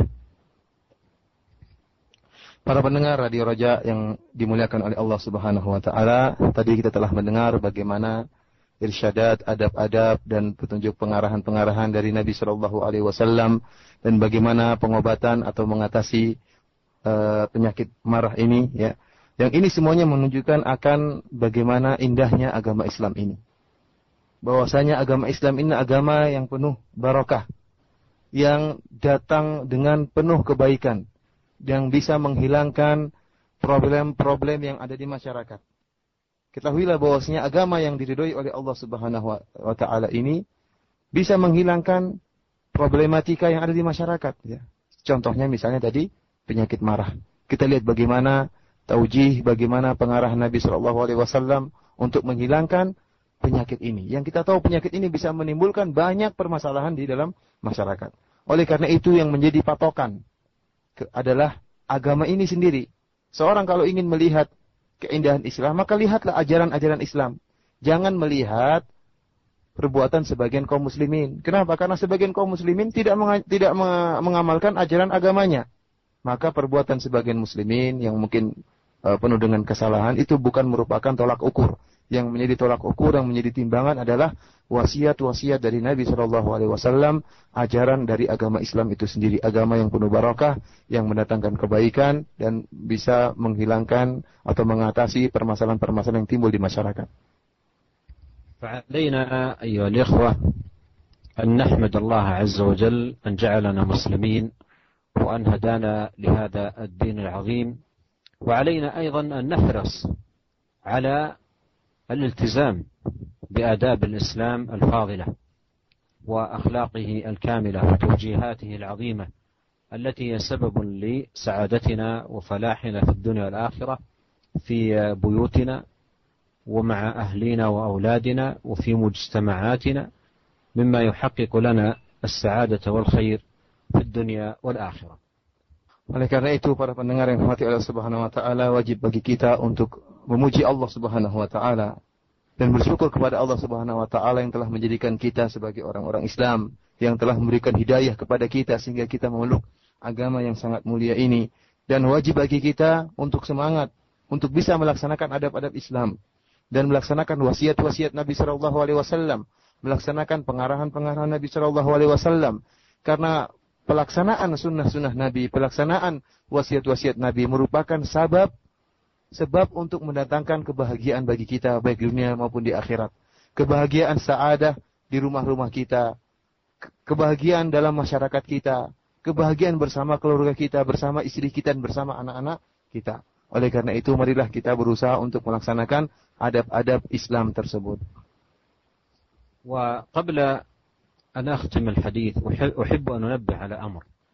بعض الناس ربما إذا سمع هذه التوجيهات وهذه النصائح وربما جاءه الشيطان وقال له لا، أنت دائما هذا طبعك والغضب دائما مسيطر عليك ويمكن لا تتخلص من الغضب، وهذا الحديث لا ينطبق عليك، أنت دائما هكذا، فيك الغليان وفيك الغضب وفيك الكذا. هذا الحديث لغيرك، أما أنت هذا طبع لازم لك لا تنفك عنه، وهذا من الشيطان.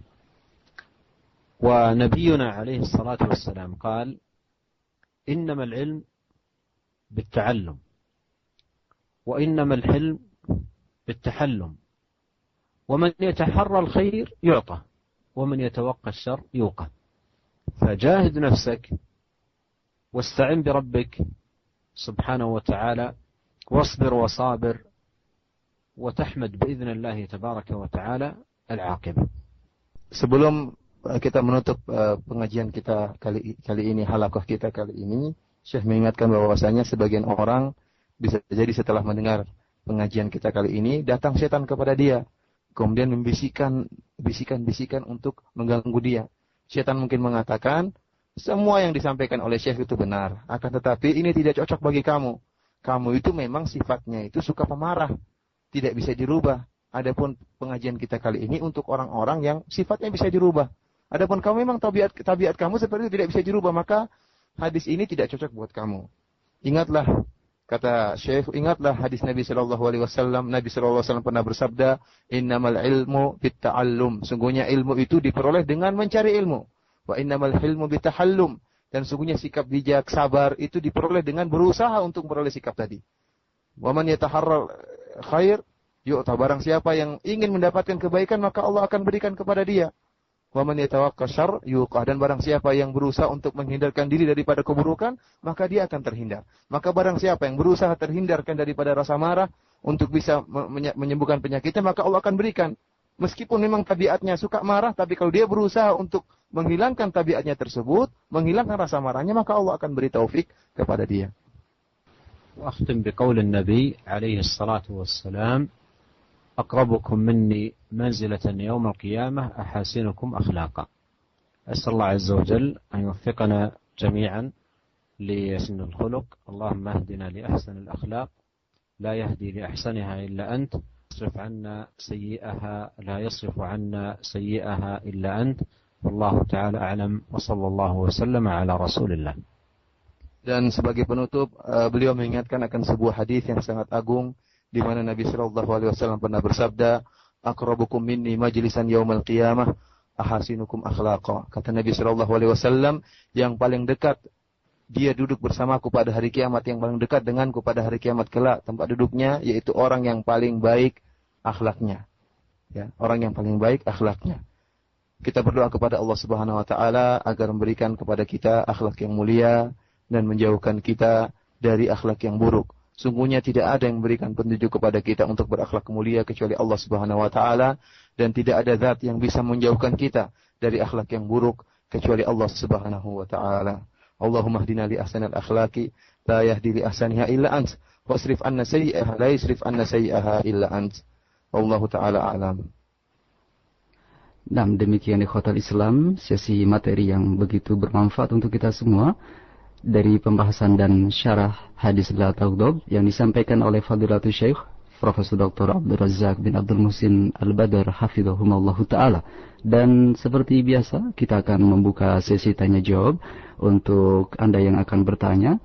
Kami akan berikan kesempatan untuk 3 penanya dari telepon di 8236543, dan kami akan angkat juga dari pesan singkat di 0217073653. Baik, selanjutnya kami angkat untuk pertama dari Umu Sofia di Bantar Gebang Bekasi atau di Rawalumbu di Bekasi. Silakan Ibu.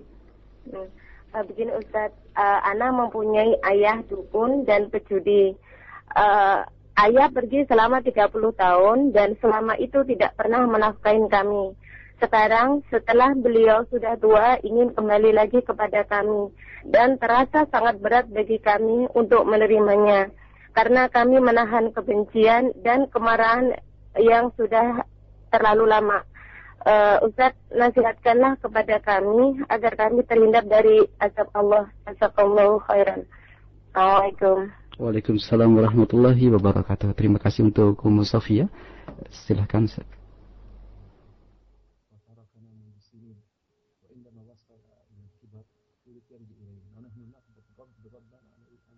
هذه السائلة تذكر أن والدها كان يعمل أعمال محرمة كالكهانة والشعوذة وأمور سيئة جدا، وأيضا تقول أن والدهم تركهم في الصغر وأهملهم وضيعهم، والآن لما كبر وضعف يريد أن يرجع إليهم، ولكنهم في أشد الغضب ومنفعلين من تصرفاته، فيطلبون النصيحة. وأنا أنصح هذه الأخت السائلة وأخواتها أن لا يقابلوا الإساءة بالإساءة، أن لا يقابلوا الإساءة بالإساءة، بل عليهم أن يقابلوا الإساءة بالإحسان، وأن يكونوا ممن قال الله سبحانه وتعالى: والكاظمين الغيظ والعافين عن الناس والله يحب المحسنين. فالذي أنصح به الأخت السائلة أن لا تقابل إساءة الوالد وإن كانت طويلة ومرة ومؤلمة، ألا تقابلها بالإساءة، بل عليها أن تقابل ذلك بالإحسان، وأن تكظم الغيظ، وأن تدخل في قول النبي صلى الله عليه وسلم والكاظمين الغيظ، أن تدخل في قول الله سبحانه وتعالى والكاظمين الغيظ والعافين عن الناس والله يحب المحسنين. Beliau mengatakan bahwasanya nasihat kepada penanya ini, demikian juga mungkin saudara-saudaranya ya, yang pernah disakiti oleh ayah mereka, hendaknya mereka tidak membalas keburukan ayahnya dengan keburukan. Akan tetapi hendaknya mereka berusaha membalas keburukan dengan kebaikan. Ingatlah firman Allah Subhanahu wa taala, "Wal kadhiminal ghaidha wal 'afina 'anil nas." Itu orang-orang yang bisa menahan rasa marahnya dan memaafkan manusia. Wallahu yuhibbul muhsinin. Dan Allah Subhanahu wa taala mencintai orang-orang yang berbuat baik. Bukankah kita ingin masuk dalam ayat ini yang disebut dengan Allah wallahu yuhibbul muhsinin, yaitu yang Allah cinta kepada orang-orang yang berbuat baik. Siapa mereka? Wal kadhiminal ghaidh wal 'afina 'anil nas, yang itu bisa menjaga, menahan marahnya dan bisa memaafkan manusia. Qad jaa fil hadits عن النبي صلى الله عليه وسلم أنه قال من كظم غيظه ولو شاء أن يمضيه أمضاه ملأ الله قلبه رجاء يوم القيامة. فعليه أن تحرص، خاصة أنه والدها، بل أنصحها أن تجتهد هي وأخواتها في الإحسان إليه وفي الرفق به، لعل الله أن يهديه فيموت موتة حسنة بدل أن يبقى على ضياعه وانحرافه. Kemudian Syekh mengingatkan dalam satu hadis, Nabi SAW bersabda, "Man kadhuma ghaidhuhu," barang siapa yang barang siapa yang bisa menahan rasa marahnya, walau syaa an yumdiyahu, kalau dia mampu, dia bisa lampiaskan, dia akan melampiaskannya. Namun dia tidak melampiaskannya, bahkan dia menahan rasa marahnya, mala Allahu qalbahu raja'a yaumil qiyamah. Maka Allah akan membuat hatinya selalu berharap untuk bertemu dengan hari kiamat, yaitu selalu mengingat hari akhirat. Ini adalah fadilah yang sangat mulia. Oleh karena Syekh mengingatkan bahwasanya hendaknya ibu penanya, demikian juga saudara-saudara ibu sekalian, daripada berbuat keburukan kepada ayah, lebih baik ya memaafkan beliau, berbuat baik kepada beliau. Siapa tahu Allah Subhanahu wa taala memberikan dia husnul khatimah, meninggal dalam keadaan baik. Dan kata Syekh, ini merupakan salah satu bentuk birrul walidain yang sangat besar. Apalagi sampai memberi hidayah kepada ayah dan bisa meninggal dalam keadaan husnul khatimah. Nah, demikian untuk Ummu Sofia, semoga bermanfaat. Kami persilakan kembali untuk Anda yang akan bertanya. Assalamualaikum. Halo, Assalamualaikum. Waalaikumsalam warahmatullahi. Silakan Pak, dari mana? Dengan Usman di Cikarang. Silakan Pak Usman. Assalamualaikum, Syekh. Begini, Syekh, saya suka marah nih masalah kalau ada anak saya nakal atau dia bercanda memecahkan piring, saya suka marah. Tapi istri saya suka ngasih tahu kalau masalah dunia kita tidak boleh marah, tapi kalau masalah akhirat kita boleh marah. Misalnya kalau anak kita tidak sholat, tidak ngaji, kita boleh marah, nggak apa-apa. Penjelasannya bagaimana, Syekh? Penjawabannya yang lebih jelas. Ya. Assalamualaikum, Syekh. Waalaikumsalam warahmatullahi wabarakatuh.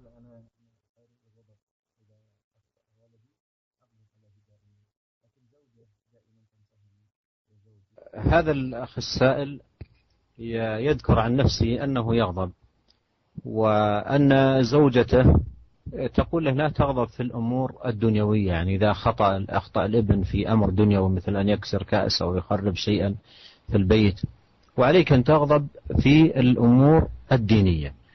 وكلام الزوجة صحيح من جهة أن الغضب ينبغي أن يكون من الأمور التي تتعلق بالدين. النبي صلى الله عليه وسلم كان إذا انتهكت حرمات الله لا يقوم لغضبه شيء، فكان يغضب عليه الصلاة والسلام.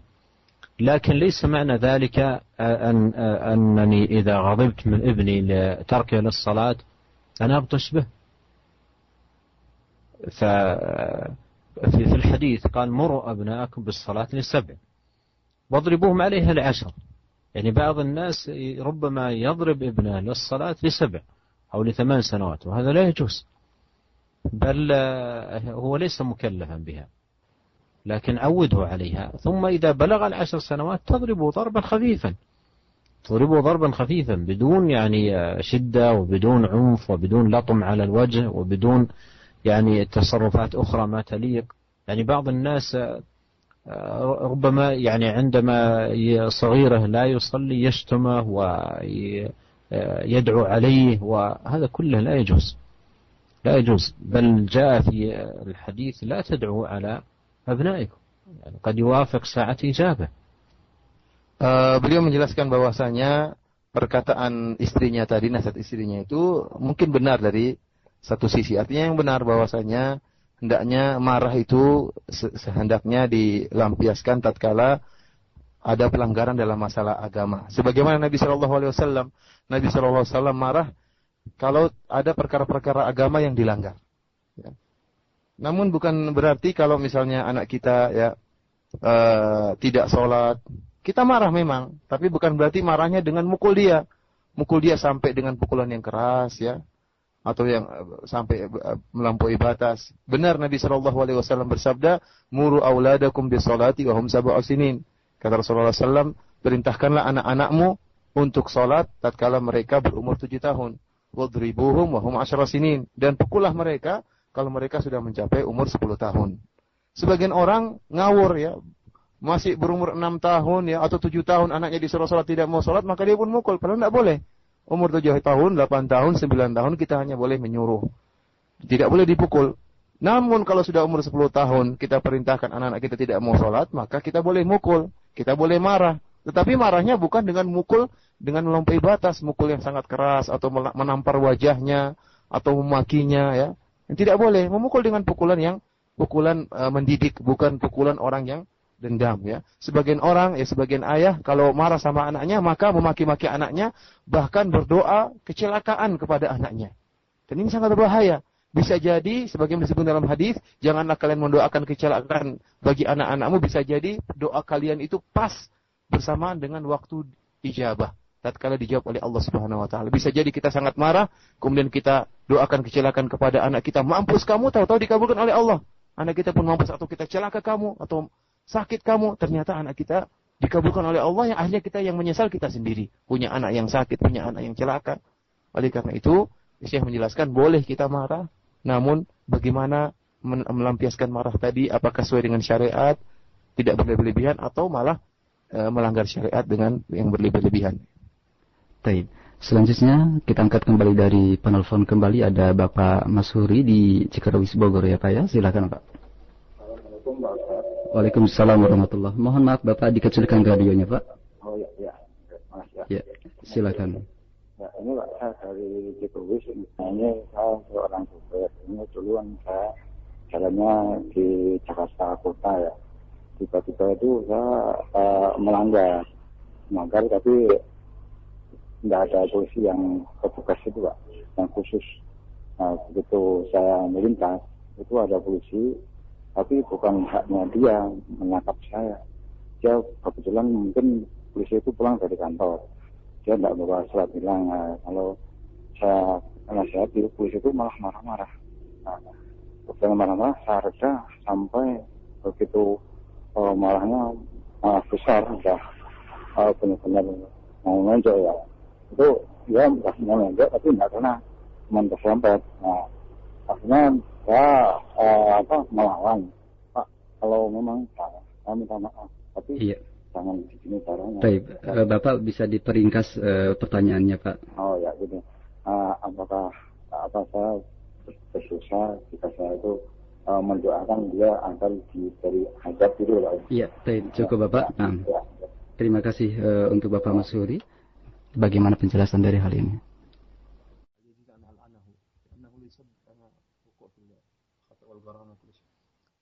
النبي صلى الله عليه وسلم قال ليس المؤمن باللعان ولا الطعان ولا الفاحش ولا البذيء. فاللعن ما يجوز. اللعن هذا ما يصلح أن الإنسان كل من أغضبه أو كل ما وقع في شيء يبادر إلى اللعن. Syekh mengingatkan sabda Nabi sallallahu alaihi wasallam, laisal mu'min billa'an walat ta'an. Bukanlah seorang mukmin, yaitu orang yang suka melaknat dan juga suka mentaan, ya. Oleh karena itu bukan merupakan dinasihatkan kepada Bapak ini agar tidak melaknat siapapun orang yang buat kita marah, jangan kita melaknat karena itu bukan merupakan sifat orang mukmin. سوف نخصص إن شاء الله فيما بعد حلقة حول موضوع اللعن، لأن هذا من المسائل التي يحتاج الناس إلى بيان الشرع فيها وذكر الأدلة والأحكام المتعلقة بها، وفيها تفصيلات مهمة نخصص لها بإذن الله حلقة فيما بعد بإذن الله عز وجل. Syekh mengingatkan insyaallah pada liqa yang akan selanjutnya, pengajian-pengajian pertemuan-pertemuan kita berikutnya, insyaallah beliau akan membahas khusus tentang masalah laknat. Karena ini termasuk penyakit yang banyak tersebar di masyarakat, butuh ada perincian tafsilannya insyaallah pada pertemuan-pertemuan berikutnya insyaallah. Baik. Selanjutnya kita angkat dari pertanyaan di pesan singkat yang sudah begitu banyak masuk. Yang pertama kita angkat dari pertanyaan Ibu Siti di Bekasi. Syekh, bagaimanakah hukumnya jika suami mengucapkan kata talak kepada istrinya dalam keadaan marah? Mohon penjelasannya. إذا الإنسان حال غضبه طلق زوجته ولم يكن الغضب أغلق عقله، أصبح يتكلم وهو فاقد للوعي، فإن الطلاق يقع. وأما طريقة الرجعة فإذا كانت الطلقة الأولى فهي رجعية تعتبر، وله أن يراجعها ويشهد على إرجاعها، يعني إذا طلقها يشهد على الطلاق، وإذا راجعها يشهد على الرجعة، وتحسب عليه أنها طلقت طلقة واحدة. Beliau menjelaskan bahwasanya jika seorang suami dalam keadaan marah yang amat sangat sehingga akhirnya otaknya tertutup, di mana dia berucap dia tidak sadar dengan ucapannya, tidak tahu apa yang sedang dia ucapkan, maka marah seperti ini, kondisi yang seperti ini, jika dia mentalak istrinya, maka tidak jatuh talak. Akan tetapi, kalau marahnya tidak sampai tingkat seperti tadi, artinya dia masih sadar dengan yang dia ucapkan, dia masih paham dengan apa yang dia ucapkan, maka talaknya tadi jatuh. Talaknya itu tadi jatuh. Oleh karena itu, jika dia mentalak istrinya dalam keadaan marah, namun marahnya tidak amat sangat, artinya dia masih bisa memahami apa yang dia ucapkan, maka istrinya telah jatuh talak 1. Dan kalau untuk kembali kepada istrinya, ya maka dia mempersaksikan bahwasanya dia kembali kepada istrinya, ya sebelum, namun tetap sudah jatuh talak 1. Ya. Tetap sudah jatuh talak 1. Baik. Selanjutnya kita angkat dari Bapak Eko di Ragunan, Jakarta Selatan. Barakallahu fikum, Syekh, ketika saya marah kepada seseorang, alhamdulillah saya bisa menahannya. Akan tetapi setelah itu timbul rasa benci kepada orang yang membuat saya marah. Terkadang hal itu terjadi sehingga saya tidak menegurnya dan saya mendiamkan orang tersebut. Bagaimanakah nasihat Syekh terhadap apa yang saya alami demikian?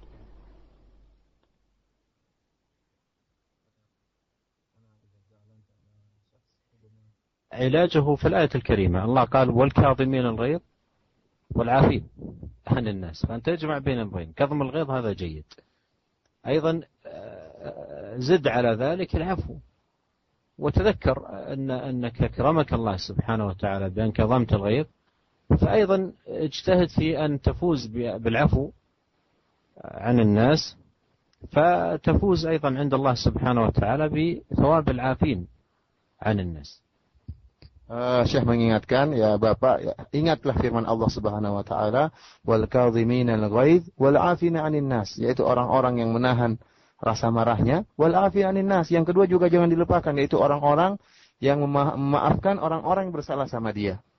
Kalau kita ingin mendapatkan rahmat Allah Subhanahu wa taala, ingin mendapatkan pahala yang besar dari Allah Subhanahu wa taala, kita lakukan dua perkara tadi. Sebagaimana Bapak mampu untuk bisa menahan rasa marah Bapak tidak dilampiaskan, maka berusaha juga untuk memaafkan. Ingat janji Allah Subhanahu wa taala, ingat pahala Allah Subhanahu wa taala, wal 'afina 'anil nas, yaitu orang-orang yang memaafkan kesalahan-kesalahan orang lain. Baik, untuk selanjutnya kita angkat pertanyaan dari penelpon. Ada Bapak Firman Syah di Serpong, Tangerang. Ya, assalamualaikum Bapak. Waalaikumsalam warahmatullahi. Ya, silakan Pak. Saya ingin bertanya kepada Syekh, bagaimana tentang ketika tentang marah ketika agama dinodai, terus marah ketika agama dilecehkan, marah ketika melihat manusia bermaksiat kepada Allah, sehingga ia melampiaskan kemarahannya dengan amar ma'ruf nahi mungkar. Itu aja. Syukran. Assalamualaikum warahmatullahi wabarakatuh. Waalaikumsalam warahmatullahi wabarakatuh.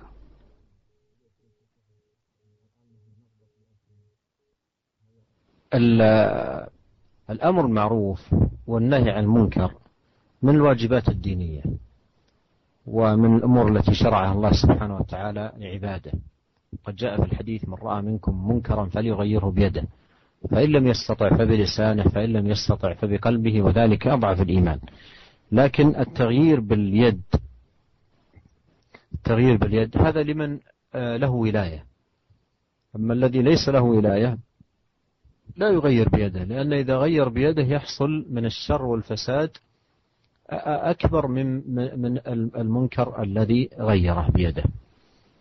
فالتغيير باليد يكون ممن له ولاية. مثلا الإنسان في بيته له ولاية على أولاده، فإذا وجد منكر في البيت إن شاء يخرجه من البيت، إن شاء يمنع وجوده، لأن له ولاية في بيته على أولاده.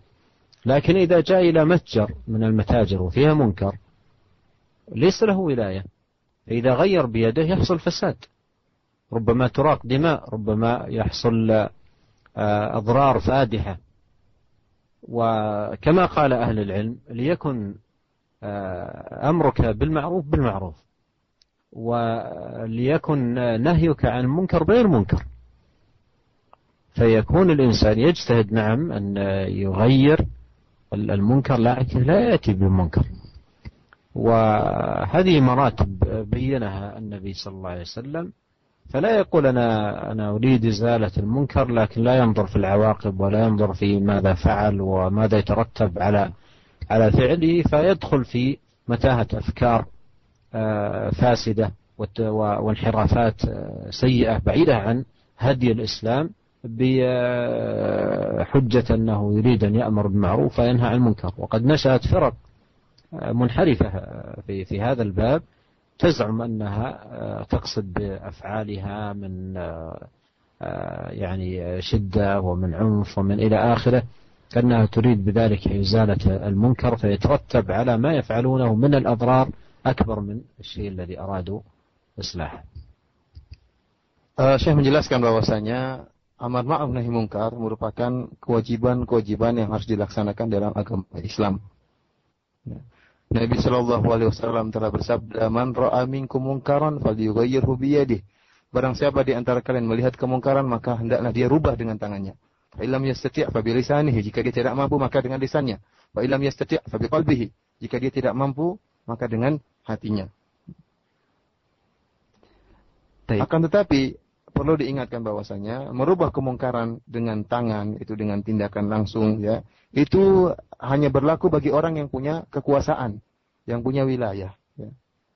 Kenapa? Kalau setiap orang boleh bernahi mungkar dengan tangan, artinya dengan mengambil tindakan langsung tanpa memiliki kekuasaan, maka yang timbul adalah kerusakan yang lebih besar. Padahal kita adalah agama Islam, adalah agama yang melihat kepada maslahat dan mudarat. Jika ternyata mudarat yang lebih besar, maka tidak boleh dilaksanakan nahi mungkar. Contohnya seorang ayah di rumahnya, seorang suami, dia adalah kepala rumah tangga. Dia punya wilayah, dia punya kekuasaan dalam rumahnya. Jika terjadi kemaksiatan di rumahnya, timbul dari anaknya atau dari istrinya, maka dia boleh bernahi mungkar dengan tangannya, karena rumah itu di bawah kekuasaannya. Akan tetapi jika dia pergi kemudian di tempat-tempat pasar misalnya ada kemaksiatan, kemudian dia hancurkan toko tersebut, kemudian dia rusak toko tersebut, ya, dengan mengatakan saya sedang melaksanakan nahi mungkar, maka yang timbul akan timbul kemudaratan yang lebih besar, yang ini tidak dibenarkan dalam syariat. Bisa jadi terjadi pertumpahan darah, bisa jadi terjadi kerusakan, kebakaran dan lain sebagainya. Akan timbul kemudaratan yang lebih besar. Oleh karena itu para ulama mengatakan liyakun amruka bil ma'ruf ya, kata para ulama bahwasanya hendaknya kalau kamu ingin beramar ma'ruf maka lakukan dengan cara yang baik. Dan jika engkau ingin bernahi mungkar, janganlah nahi mungkarmu dengan sesuatu yang mungkar. Kita semua ingin bernahi mungkar, tapi jangan tatkala kita ingin melaksanakan nahi mungkar justru kita terjerumus dalam kemungkaran. Sebagian orang, ya, ingin bernahi mungkar kemudian tidak melihat kepada awakib, tidak melihat kepada akibat-akibat yang jauh. Apa dampaknya jika dia melaksanakan nahi mungkar tersebut? Dan para ulama telah menjelaskan timbul firqah-firqah yang sesat yang berdalil dengan nahi mungkar. Namun melaksanakan nahi mungkar dengan cara yang tidak benar, akhirnya timbul kerusakan-kerusakan lebih besar dan timbul kemudaratan yang rugi apa? Kaum muslimin sendiri.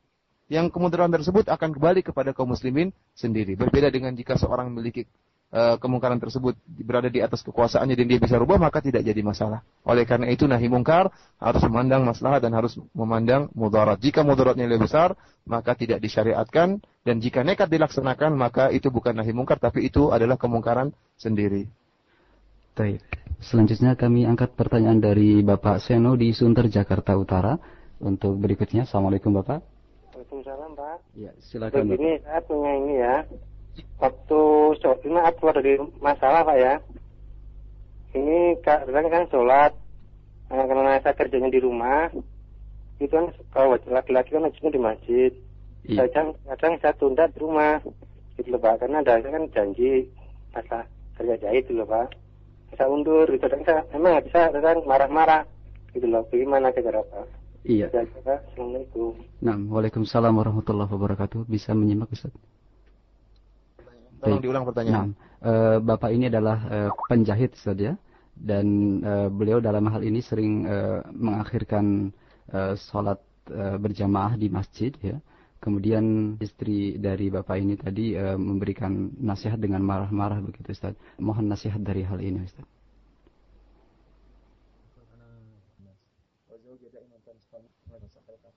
أنا أهنئك بهذه الزوجة، أهنئك بهذه الزوجة التي تتابعك في الصلاة، وهذا من الخير لك أن الله عز وجل جعل عندك مثل هذه الزوجة التي تتابعك في أمر الصلاة. وأنصحك أن تتق الله عز وجل في صلاتك، وإذا نودي للصلاة تبادر، والوقت الذي أنت تصلي اجعله في أول الوقت مع الجماعة، يعني أنت ولله الحمد تصلي لكنك تؤخر الصلاة، فإذا اجعل صلاتك مع الجماعة فتفوز برضا الله سبحانه وتعالى وبالمحافظة على الصلوات في أوقاتها مع جماعة المسلمين حيث ينادى لها.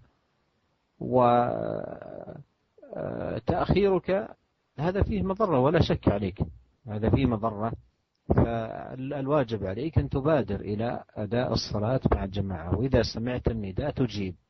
قد قال عليه الصلاة والسلام: من سمع النداء فلم يجب فلا صلاة له إلا من عذر. Beliau menjelaskan bahwasanya beliau mengucapkan selamat kepada penanya yang telah Allah anugerahkan berupa seorang istri yang solehah ya, subhanallah, istri yang solehah yang selalu mengawasi sang suami terutama dalam masalah sholat, masalah yang sangat penting, yang menasihati suaminya kalau terlambat sholat. Ini adalah anugerah dari Allah Subhanahu Wa Taala. Hendaknya bapak bersyukur ya, Allah telah memberikan istri yang solehah yang mengawasi bapak dalam masalah ini.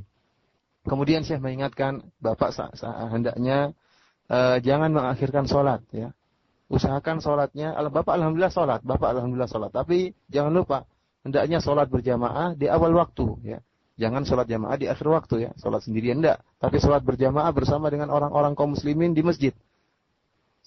Hendaknya bapak bertakwa kepada Allah Subhanahu Wa Taala. Jangan diakhirkan sholat. Kalau bapak ingin mendapatkan janji-janji Allah Subhanahu Wa Taala, ingin mendapatkan surga Allah Subhanahu Wa Taala, ingin mendapatkan kemenangan di sisi Allah Subhanahu Wa Taala, maka sholatlah di awal waktu. Jangan diakhirkan. Jika bapak telah mendengarkan nida azan, maka segera dijawab. Rasulullah sallallahu alaihi wasallam bersabda, "Man sami'an nida falam yujib fala salata lahu illa min udhrin." Kata Rasulullah sallallahu barang siapa yang mendengar azan kemudian tidak dijawab, maka tidak ada salat baginya kecuali kalau ada udhur. Wallahu taala alam. Baik. جاء في ترجمة سعيد بن جبير من علماء التابعين أنه ما فاتته تكبيرة الإحرام منذ 40 سنة ولا مرة واحدة. وذكروا في بعض تراجم أهل العلم يعني أحدهم كان نجارا، الأخ يقول أنه خياط، أحدهم كان نجارا فإذا رفع المطرقة ليضرب المسمار إن سمع النداء ما يترك المطرقة ويمشي إلى المسجد. Disebutkan oleh Syekh bahwasanya dalam biografi Sa'id bin Musayyib, salah seorang ulama tabi'in, ulama besar tabi'in, bahwasanya dia tidak pernah ketinggalan takbiratul ihram selama 40 tahun. Bayangkan, selalu di masjid salat tidak pernah ketinggalan takbiratul ihram. Bagaimana menunjukkan semangat dia untuk mendapatkan takbiratul ihram. Kemudian juga disebutkan dalam kisah-kisah para salafus saleh bahwasanya ada di antara mereka yang najjar, yaitu tukang kayu, ya, tukang kayu, ya. Namun tatkala ingin memukul paku, mendengar azan maka ditinggalkan. Palunya ditinggalkan, segera dia menjawab azan untuk melaksanakan salat. Taib. Untuk selanjutnya kami angkat kembali dari Umu Ismail di Condet, Jakarta Timur. Assalamualaikum. Assalamualaikum warahmatullahi wabarakatuh. Waalaikumsalam warahmatullahi.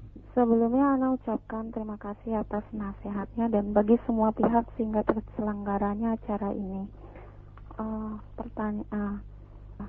Ketika hati dilukai karena kemarahan atau dibuat malu oleh seseorang, kita sudah memaafkan hal tersebut walaupun orang tersebut tidak minta maaf. Hanya saja memori tersebut terkadang timbul lagi. Lalu bagaimana menghilangkan kenangan yang membuat hati terluka itu, Ustadz? Jazakallah. Assalamualaikum. Waalaikumsalam warahmatullahi wabarakatuh. Silakan, Ustaz.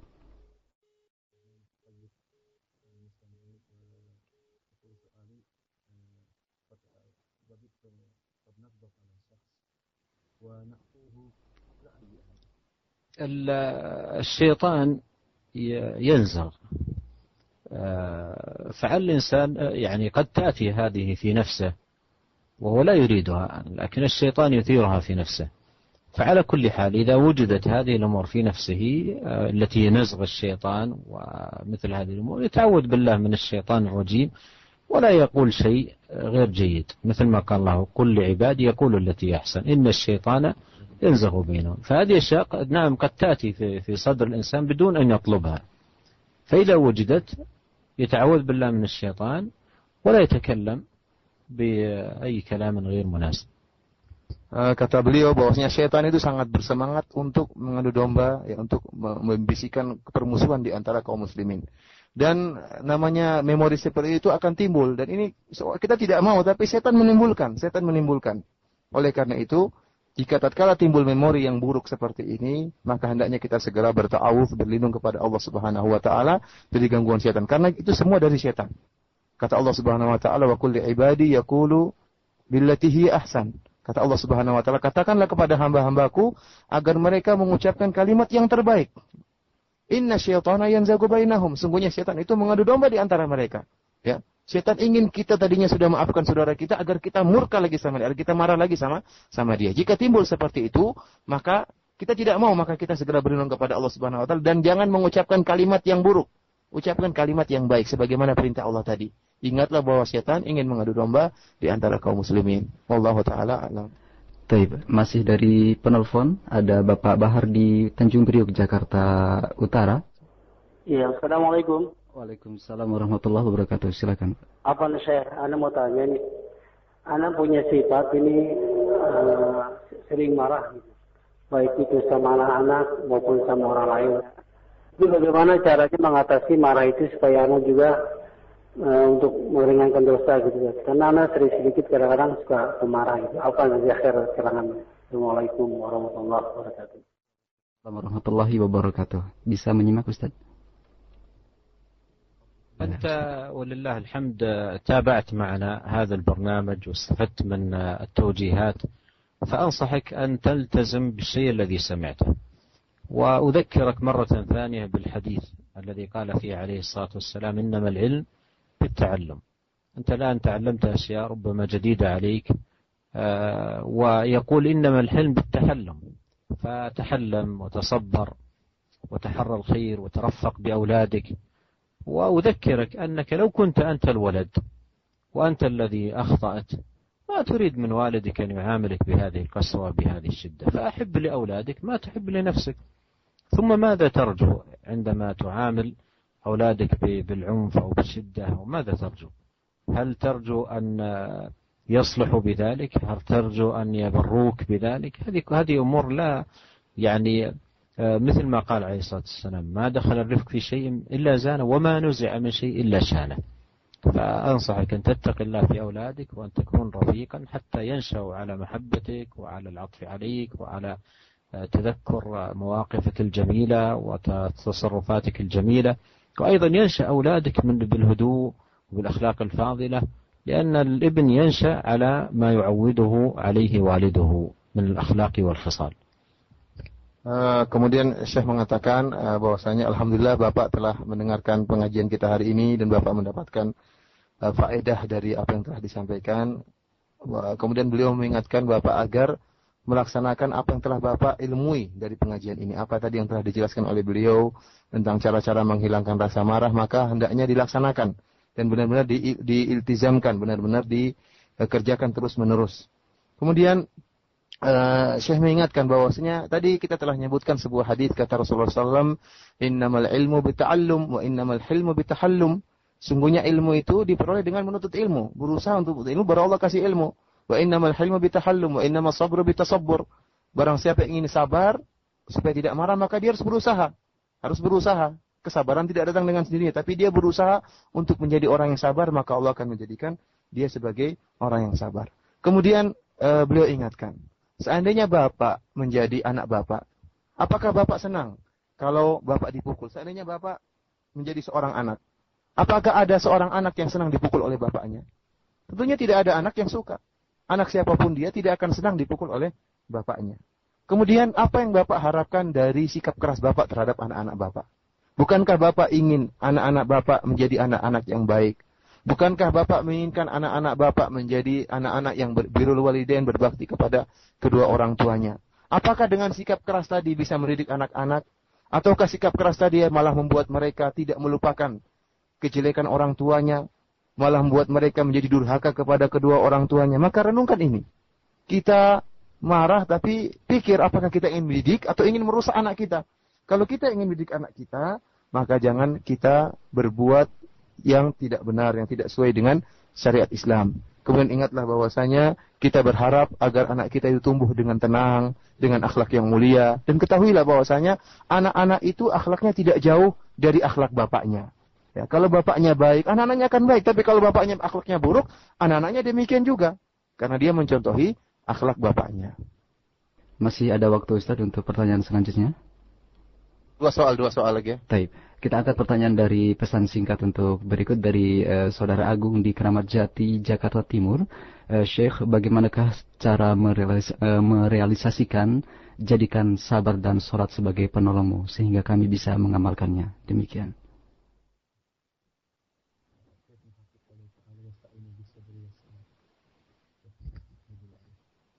هذا سؤال جميل جدا.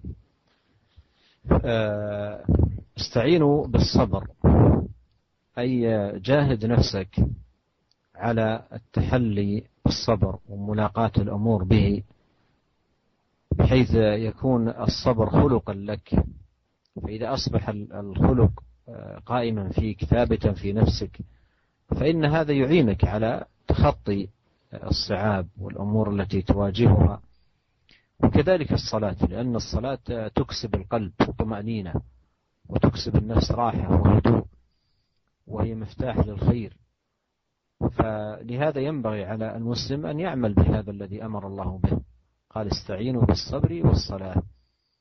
Syekh menjelaskan bahwasanya ini pertanyaan yang sangat bagus. Kata beliau, maksud dari firman Allah Subhanahu wa taala, "Wasta'inu bis-sabri was-salat." Bis-sabri maksudnya hendaknya kalian berusaha benar-benar bersungguh-sungguh untuk bisa menghias diri kalian dengan sifat sabar. Ya.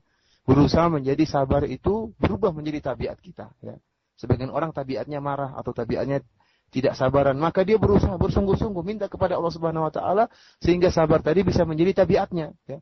Bukannya dia sabar terkadang tidak sabar, tapi sabar itu sampai menjadi tabiat dia dan menghiasi akhlak dia. Kenapa? Karena kalau tatkala sabar sudah menjadi akhlak seseorang, maka dia akan mudah menghadapi banyak permasalahan, banyak kondisi-kondisi yang berat, kondisi-kondisi yang sulit bisa dia hadapi dengan sabar yang telah menjadi akhlak dia. Kemudian demikian juga bis salat ya, karena salat itu mendatangkan apa? Mendatangkan tumakninah, mendatangkan ketenangan. Jadi demikianlah makna dari ista'inu bis sabri was salat. Untuk selanjutnya pertanyaan terakhir dari Ummu Ukasyah di Tangerang. Barakallahu fikum, ketika kita diam kepada orang yang kita marah, apakah diperbolehkan kita hingga beberapa hari atau beberapa waktu kita tidak mempedulikannya? Mohon penjelasannya dari hal ini.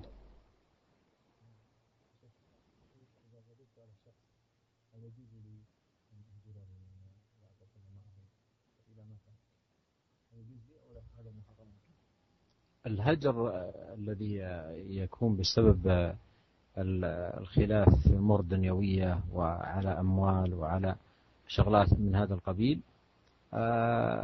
جاء النهي عن أن يزيد على 3.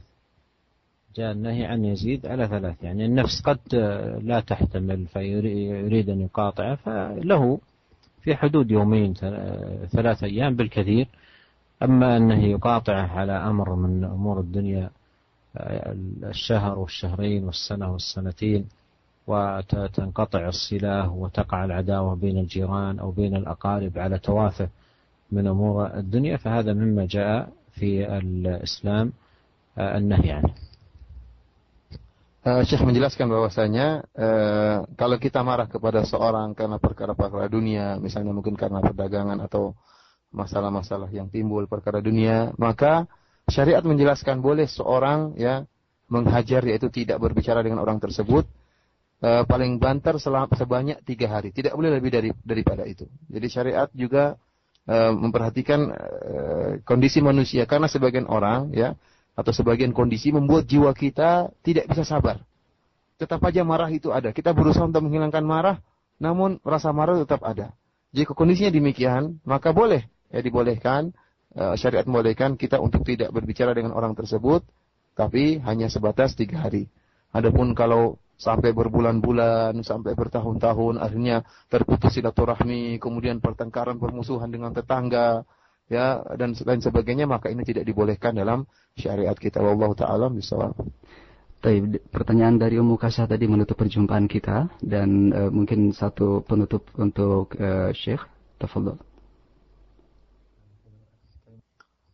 في ختام هذا اللقاء أشكر للإخوان القائمين على هذه الإذاعة، وأيضا أشكر الإخوة المستمعين والمتابعين لهذا البرنامج، وأسأل الله عز وجل أن يلهمنا وإياكم الصواب، وأن يوفقنا لما يحبه ويرضاه.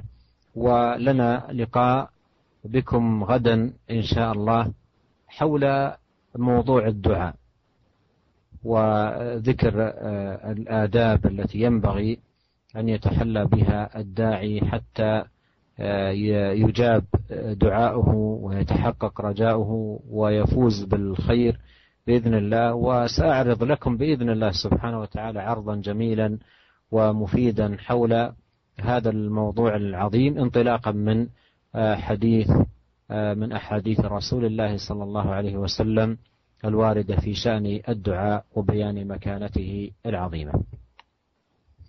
Di penghujung pertemuan kita, maka Syekh mengatakan, aku berterima kasih kepada para kru di Radio Roja yang telah bersusah payah untuk bisa menjalankan program kita kali ini, dan juga berterima kasih kepada para pendengar sekalian yang telah mengikuti pengajian-pengajian kita. Kita mohon kepada Allah Subhanahu wa taala agar menunjukkan kita kepada kebenaran, kepada as-shawab. Dan kemudian Syekh mengingatkan kepada para pendengar sekalian bahwasanya insyaallah besok kita ada pengajian, dan bahasanya insyaallah akan berkisar seputar tentang doa dan adab-adab yang harus dilakukan oleh seorang hendak berdoa agar dikabulkan oleh Allah Subhanahu wa taala. Dan insyaallah pembahasannya akan kita bahas sebuah hadis yang berkaitan, yang menjelaskan tentang keutamaan doa. وأودعكم أيها الإخوة، وأنا أدعو الله سبحانه وتعالى لكم بالتوفيق والسداد والخير والبركة، والسلام عليكم ورحمة الله وبركاته. Demikian saja Syekh mengucapkan selamat berpisah. Insyaallah kita berjumpa lagi, dan Syekh berdoa kepada Allah Subhanahu wa taala agar memberikan kita taufik, Allah memberikan kepada kita taufik, petunjuk, dan memberikan kita kemudahan untuk menempuh jalan yang lurus. Demikian saja. Assalamualaikum warahmatullahi wabarakatuh.